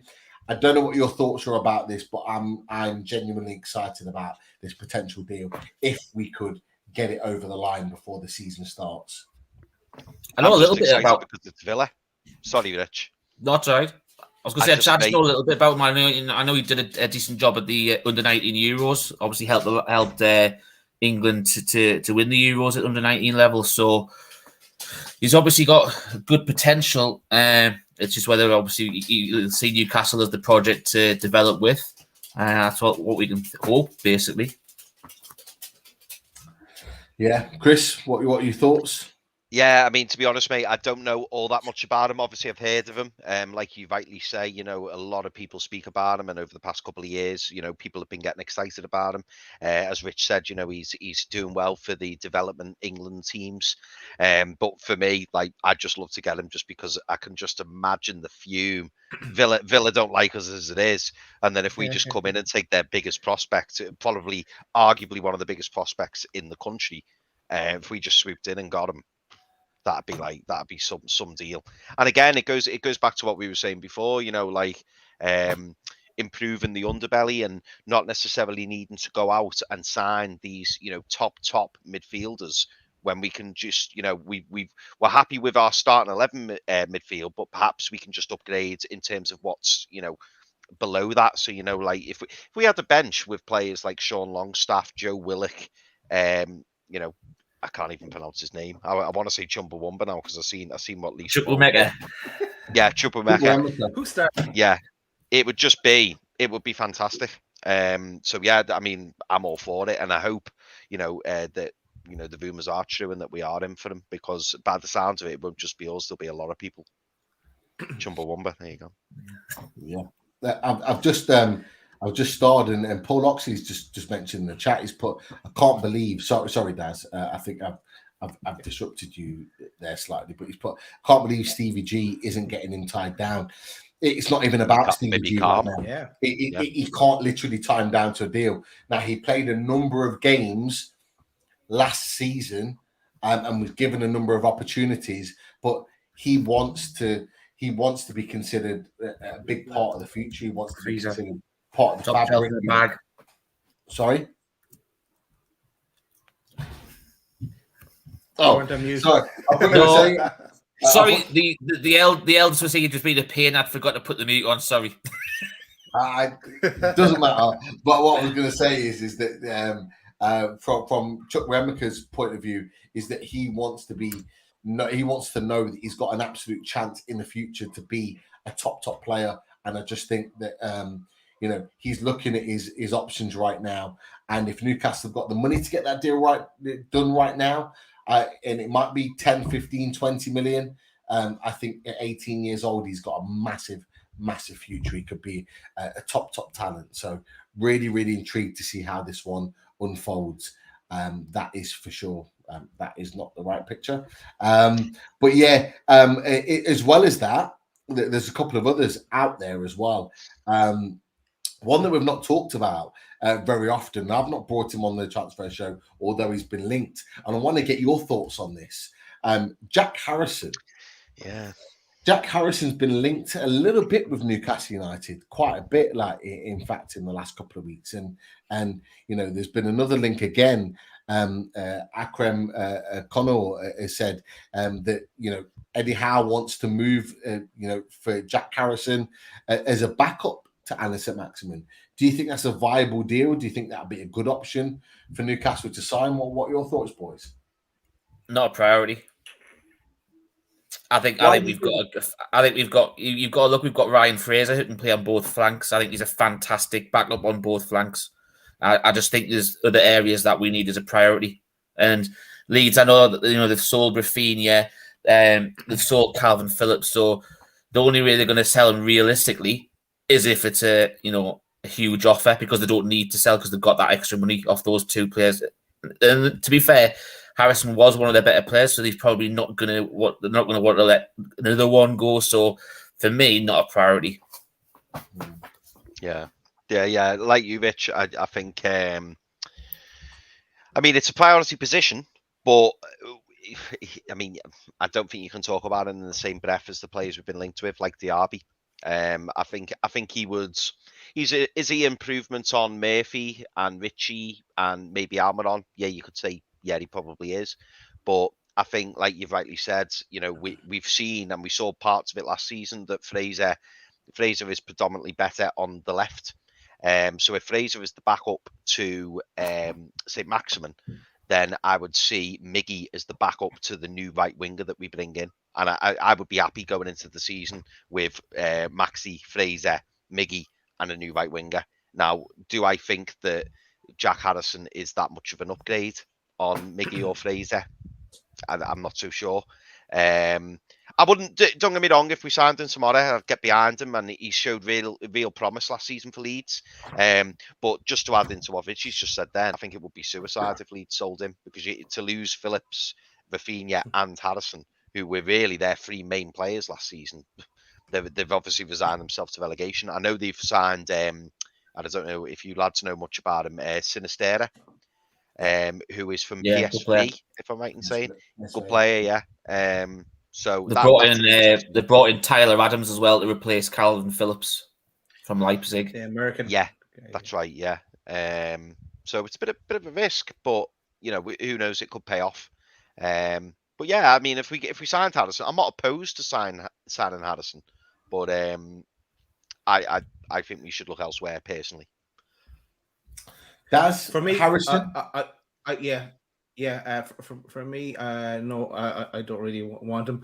He doesn't tick the box for what we should be looking at now. If we are going to, I agree with what Chris is saying. He's been an improvement on the three players you mentioned. You mentioned Richie, Murphy, and you said Miggy. But Miggy is starting to play well as we kind of talked about on Sunday night. But I want to level up again if we're looking at strengthening in that position. I have a question as well, and it's linked to what you mentioned, Pete, as well. It's a question in the chat, and it's about Jordan. Have we any update on Jordan? Is he going to make it tonight? No. So unfortunately, Jordan's not going to make it. He's had some problems with getting his luggage. So he's been able to get to the airport where his luggage was meant to be arriving, and it's not been able to arrive and certainly get back in time. However, and Daz, you've already got it put in the in the brand already. We will be having Jordan and another guest on at some point over the next few days, actually over the weekend. And so although Jordan is not going to be here tonight, he will be in the next few days, and we've got him with I don't know if you want to put it on the screen, Daz. Yeah, I'm waiting for you to say it, then press it. Yeah, I know. There you go. Jordan and his good pal Liam Kennedy are going to be joining us, and I think they're going to be joining us on Friday to do a bit of a review of the first preseason friendly of this season, aside from Gateway. Gateshead. Jordan and Liam will be joining us straight after the game to talk the first preseason friendly abroad and talk all things Newcastle United. So both Liam and Jordan are excited to come and join us for that. They will be here, luggage and all, to discuss Newcastle United, and we'll have a lot to talk about on Friday evening. So don't worry, Jordan's not here tonight. He sorted out his luggage. Also, he can make sure he's here on Friday to talk Newcastle United with us. So keep an eye on that one and come and join us for that chat as well. But he did message me to say that it might be difficult right now because he's had a few problems managing to get his luggage back to the hotel in time to come join us. His dad's gone on. I think he's froze again. He's frozen again. But look, don't worry. Me to grab some questions, Pete. No, he's moving. He's moving. He's back. I'm back. Oh, sorry, my internet is very bad tonight. So did you want questions, or do you want to tell people what's happening over the next couple of days? Well, I think we can go to a couple of questions, but I want to ask you guys a question. Interesting conversation. This came about today. Would you take this man to play on the right-hand side of midfield? Very interesting question. Very interesting question. Daz is straight in with a no. Wolves have said they're I'd ready rather to Harrison. a 10 million for Adama Traore this summer. Everton have said to be interested. There are other reports to say that Newcastle are potentially interested.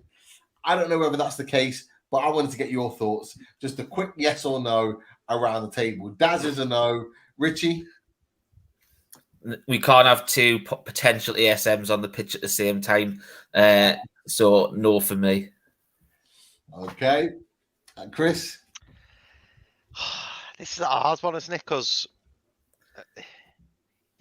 product of the Barca Youth Academy. He's clearly got all the talent. He's got all this, he's got the tools, hasn't he? But he doesn't quite produce. And it was not so long ago, was it? About 18, well, maybe not even 18 months ago. And we were talking with Wolves fans, Pete, on the Away Days show, saying, "Oh, would you prefer Maxi? Would you prefer Traore?"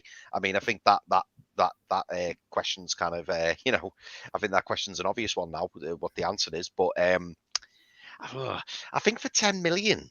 Is he worth the risk? Is he someone that Howe could coach and get the best out of him? I mean, 10 million these days doesn't get you much, does it?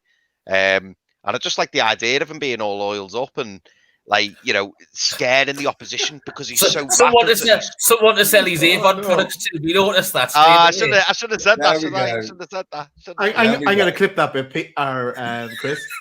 I just know him all. I'm not even going to repeat it. Chris, you've only done it to yourself. That was my own fault. It's my own fault. Just a couple of extras. Just while we're here. What do you think, by the way, Pete? I want to hear what you think. I think he's probably one on the list, but one very much at the bottom of the list. I think obviously, you know, there is significant gaps between him and Moussa Diaby. Significant gaps. The fact that Barcelona didn't take him when they had the chance to make it a permanent deal tells you a lot about where he is in his career, unfortunately for him. I think it would be a last ditch deal, and I actually think if Newcastle were to take him, it would be purely on a loan. I don't think we'd pay to buy him permanently if we were, but it would be a last resort issue. Another one that was interestingly linked, and I'm quite interested about this one, is Jacque Tanganga from Tottenham.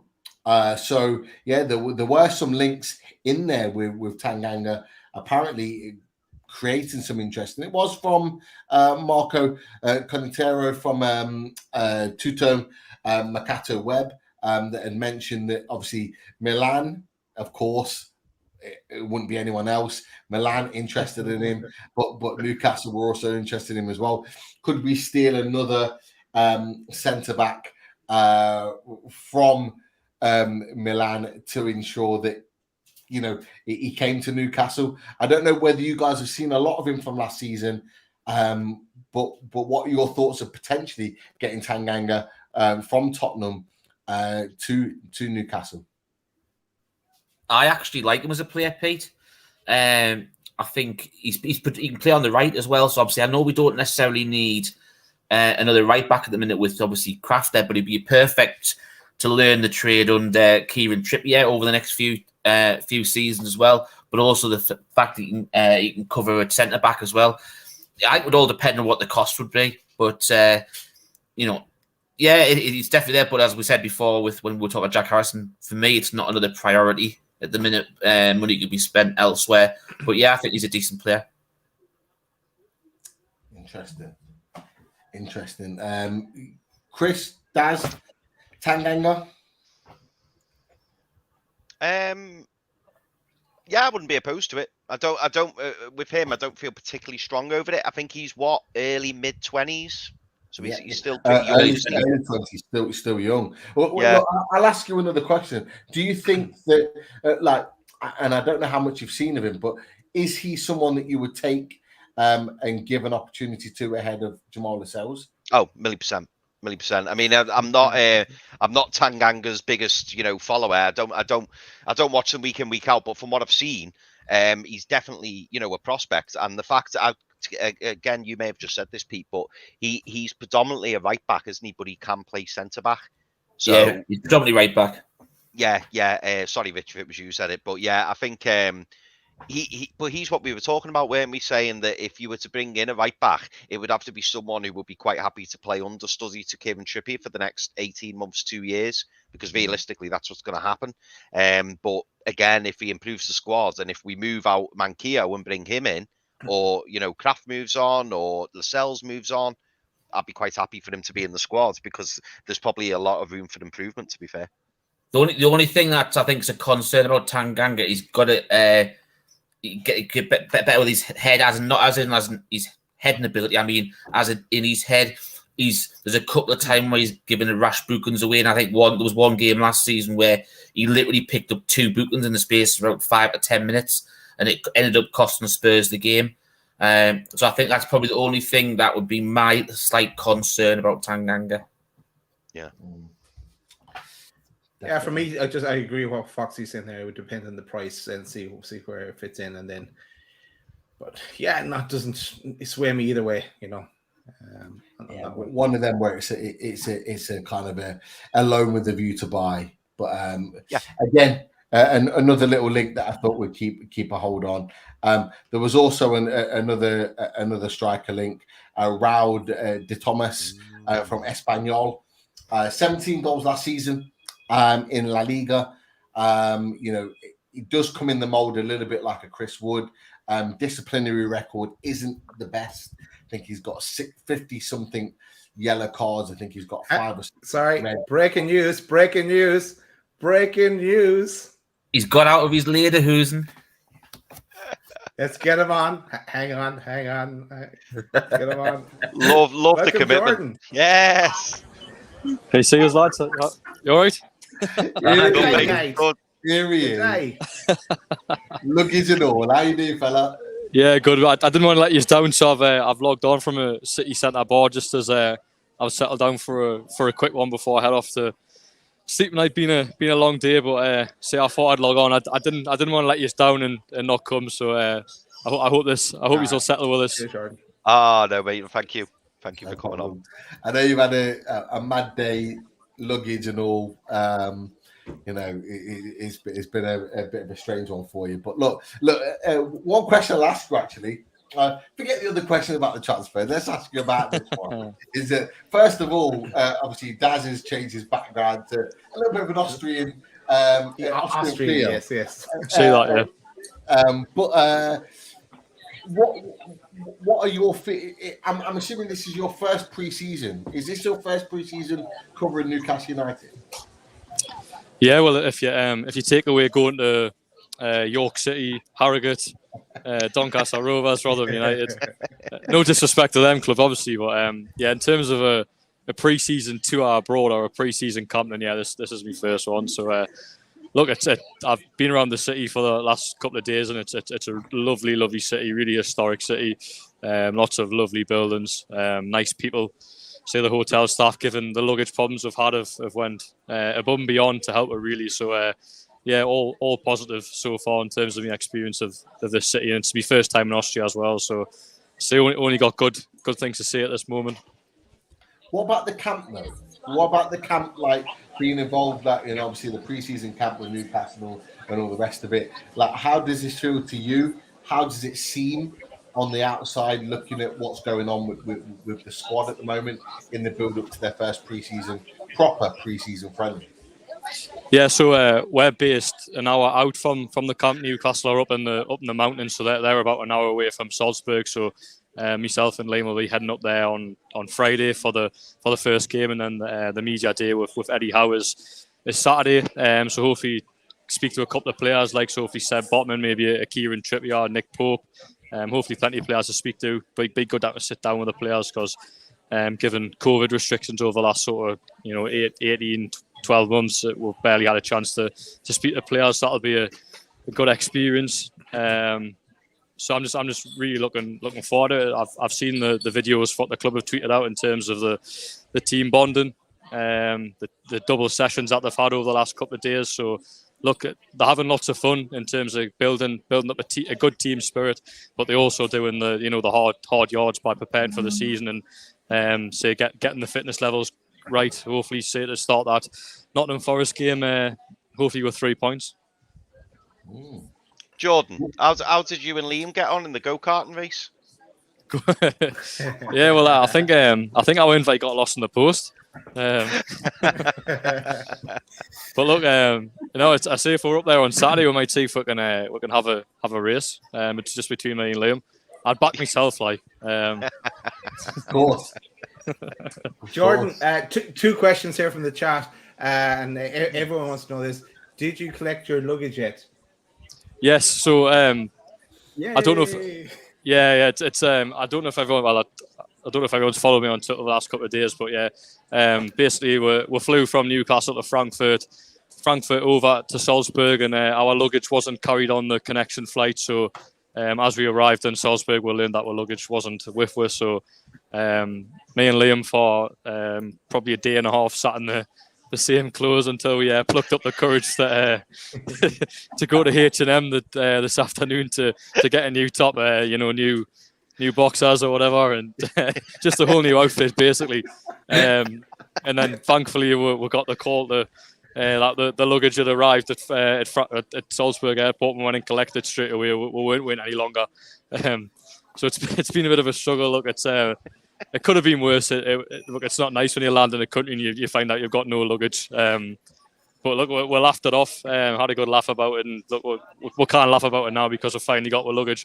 Thankfully, no items were missing, so all the clothes are there. I went to H&M in Newcastle on Saturday, as well as JD. Bought a couple of nice new tops for the trip. So if I hadn't got my luggage back, I would have probably wasted about £250 on new clothes. So no, really, really happy that we managed to get it back. I was doubting that would happen, but. Look, we got it, and happy days. Nice. Last question from the chat is from Oogie. Have you seen the kangaroo yet? No, honestly, I don't know if I'm being a bit dumb here, but I have no idea what Oogie is talking about there. Yeah, never mind.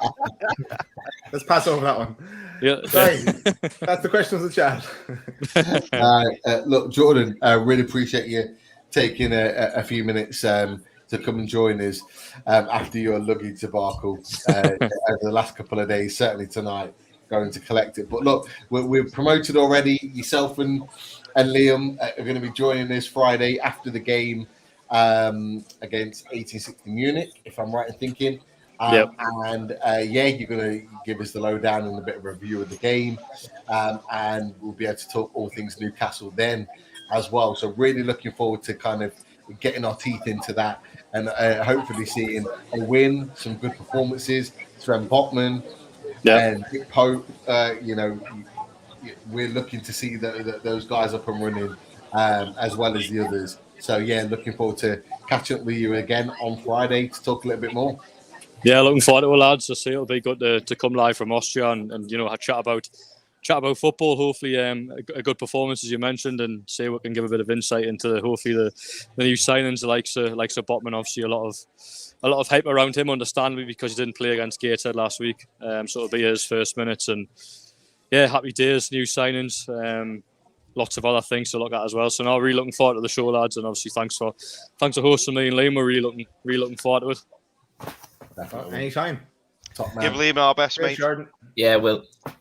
Definitely. Thanks, lads. We'll let you go, Jordan. Enjoy your night. Enjoy your pint. And we'll catch you on Friday, mate. So you want to say bye? Ah, there he is.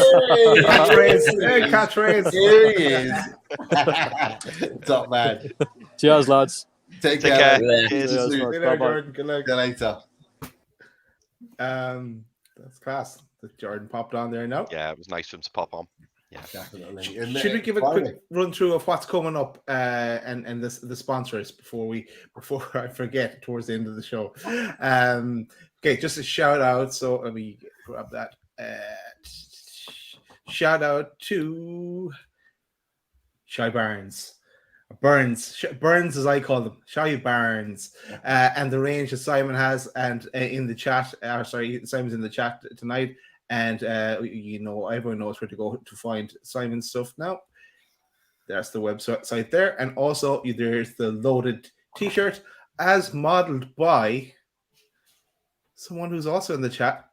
And Richie, Chris. And Chris.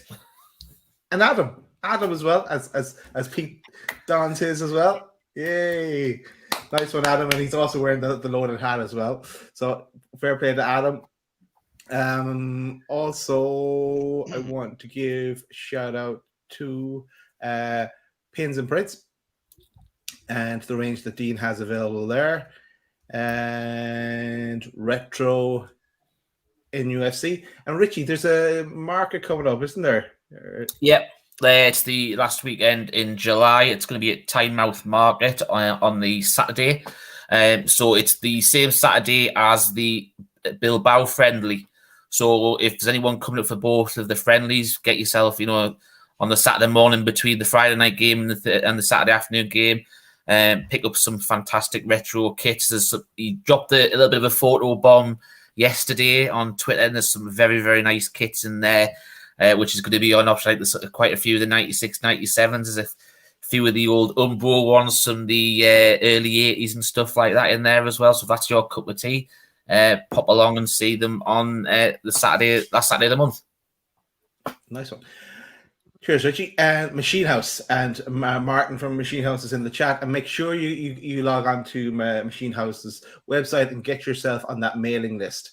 And you also pick up the discount then as well. And just to flash up some of the items that Machine House have, the t-shirts, the hoodies, men's and women's, lovely range that is available today and more to come. So check that out from Machine House. And you also find them on Twitter as well. You'll see them always promoting our shows, and we're constantly backing over as well. So fair play to the lads from there. We have then what's coming up. We're going to go to that next, Pete. Just to kind of, as you've mentioned, we have on Friday now with Jordan and Liam. We have a show on Sunday. There's no poster yet. I know Richie's coming up with tomorrow's ideas. show, Daz. Off, I am. Thanks, Richie. Tomorrow's show. It's been a long night, and my internet's been driving me. So tomorrow at 8:00. Pete, tell us about this one. Yeah, a little bit of a different show. As you've said, it's called United, and it's about uniting different YouTube channels together. So we are, it's a pleasure to welcome Lee from Newcastle Fans TV and Alex Hurst from True Faith NUFC podcast that are going to come on and talk a little bit about Newcastle United and how the summer's been so far, what we expect from pre-season, and certainly looking ahead to the season, what to expect. And speaking to both, they are really excited to come on and talk Newcastle United with us. So it should make for a really, really good show. Again, get your questions in. Feel free to ask anything. These lads will be here to answer all your questions. That is for sure. Also, we might mention what's coming up as well. So if you've managed to last this long in the chat, there's still 300 in the chat, and if you're watching this back and you're still with us, you get to see what's coming up. A kind of little preview. So next week on the Fully Loaded Transfer Show, we have Graham Bailey. Graham Bailey is going to join us next Thursday, I think it is. Isn't that right, lads? Yes, Thursday, yes. It's Thursday. So one to look out for, and hopefully with Jordan and Lee as well. And as I missed out, you distracted me, Richie. This Sunday, I'm all over the place here. This Sunday, we have a show with Stu and Mitch. So that's to be put together as well. No poster available for that yet. Richie's coming to me with ideas, a few ideas there this evening. Richie, thanks for that. Yeah, but it's even worse if you know what the topics of conversation that they wanted to talk about. Only me and Daz know about that. So it's not Mitch and his budgie smugglers, is it? It's worse. Worse. So yeah, would look forward for Sunday night. I hope great. That's a late night one. And watershed. People have asked in the chat, so I'm going to let them know as well. We do have the return of Sean Casey. So it's not this Sunday, the following Sunday. So where dreams or reality, you decide. So Sean Casey will be back with us on Sunday week. So that's a few of there's still a lot more shows I haven't put on here because we're still trying to organize dates. But it's a few that are in the pipeline. Back to you, Pete. That's it from me. Another pleasure to have the Fully Transfer Show episode 7 ticked off for another week. Lots of different transfers, and as I said earlier on in the show, it's a pleasure to talk about all the potential transfers that we have coming to Newcastle United, because this time last year we didn't have any. So therefore, it's always good to talk about what could potentially be happening, and equally the guests. Obviously, us boys talking about things and looking forward to what's going to be a really, really exciting end to the summer and the beginning of the new season. So, look, until then, have a fantastic week, and we will see you tomorrow at 8:00 sharp for the new United show, which will be fantastic. Take care, guys. Speak to you soon. Good night. Bye. Good night, everyone.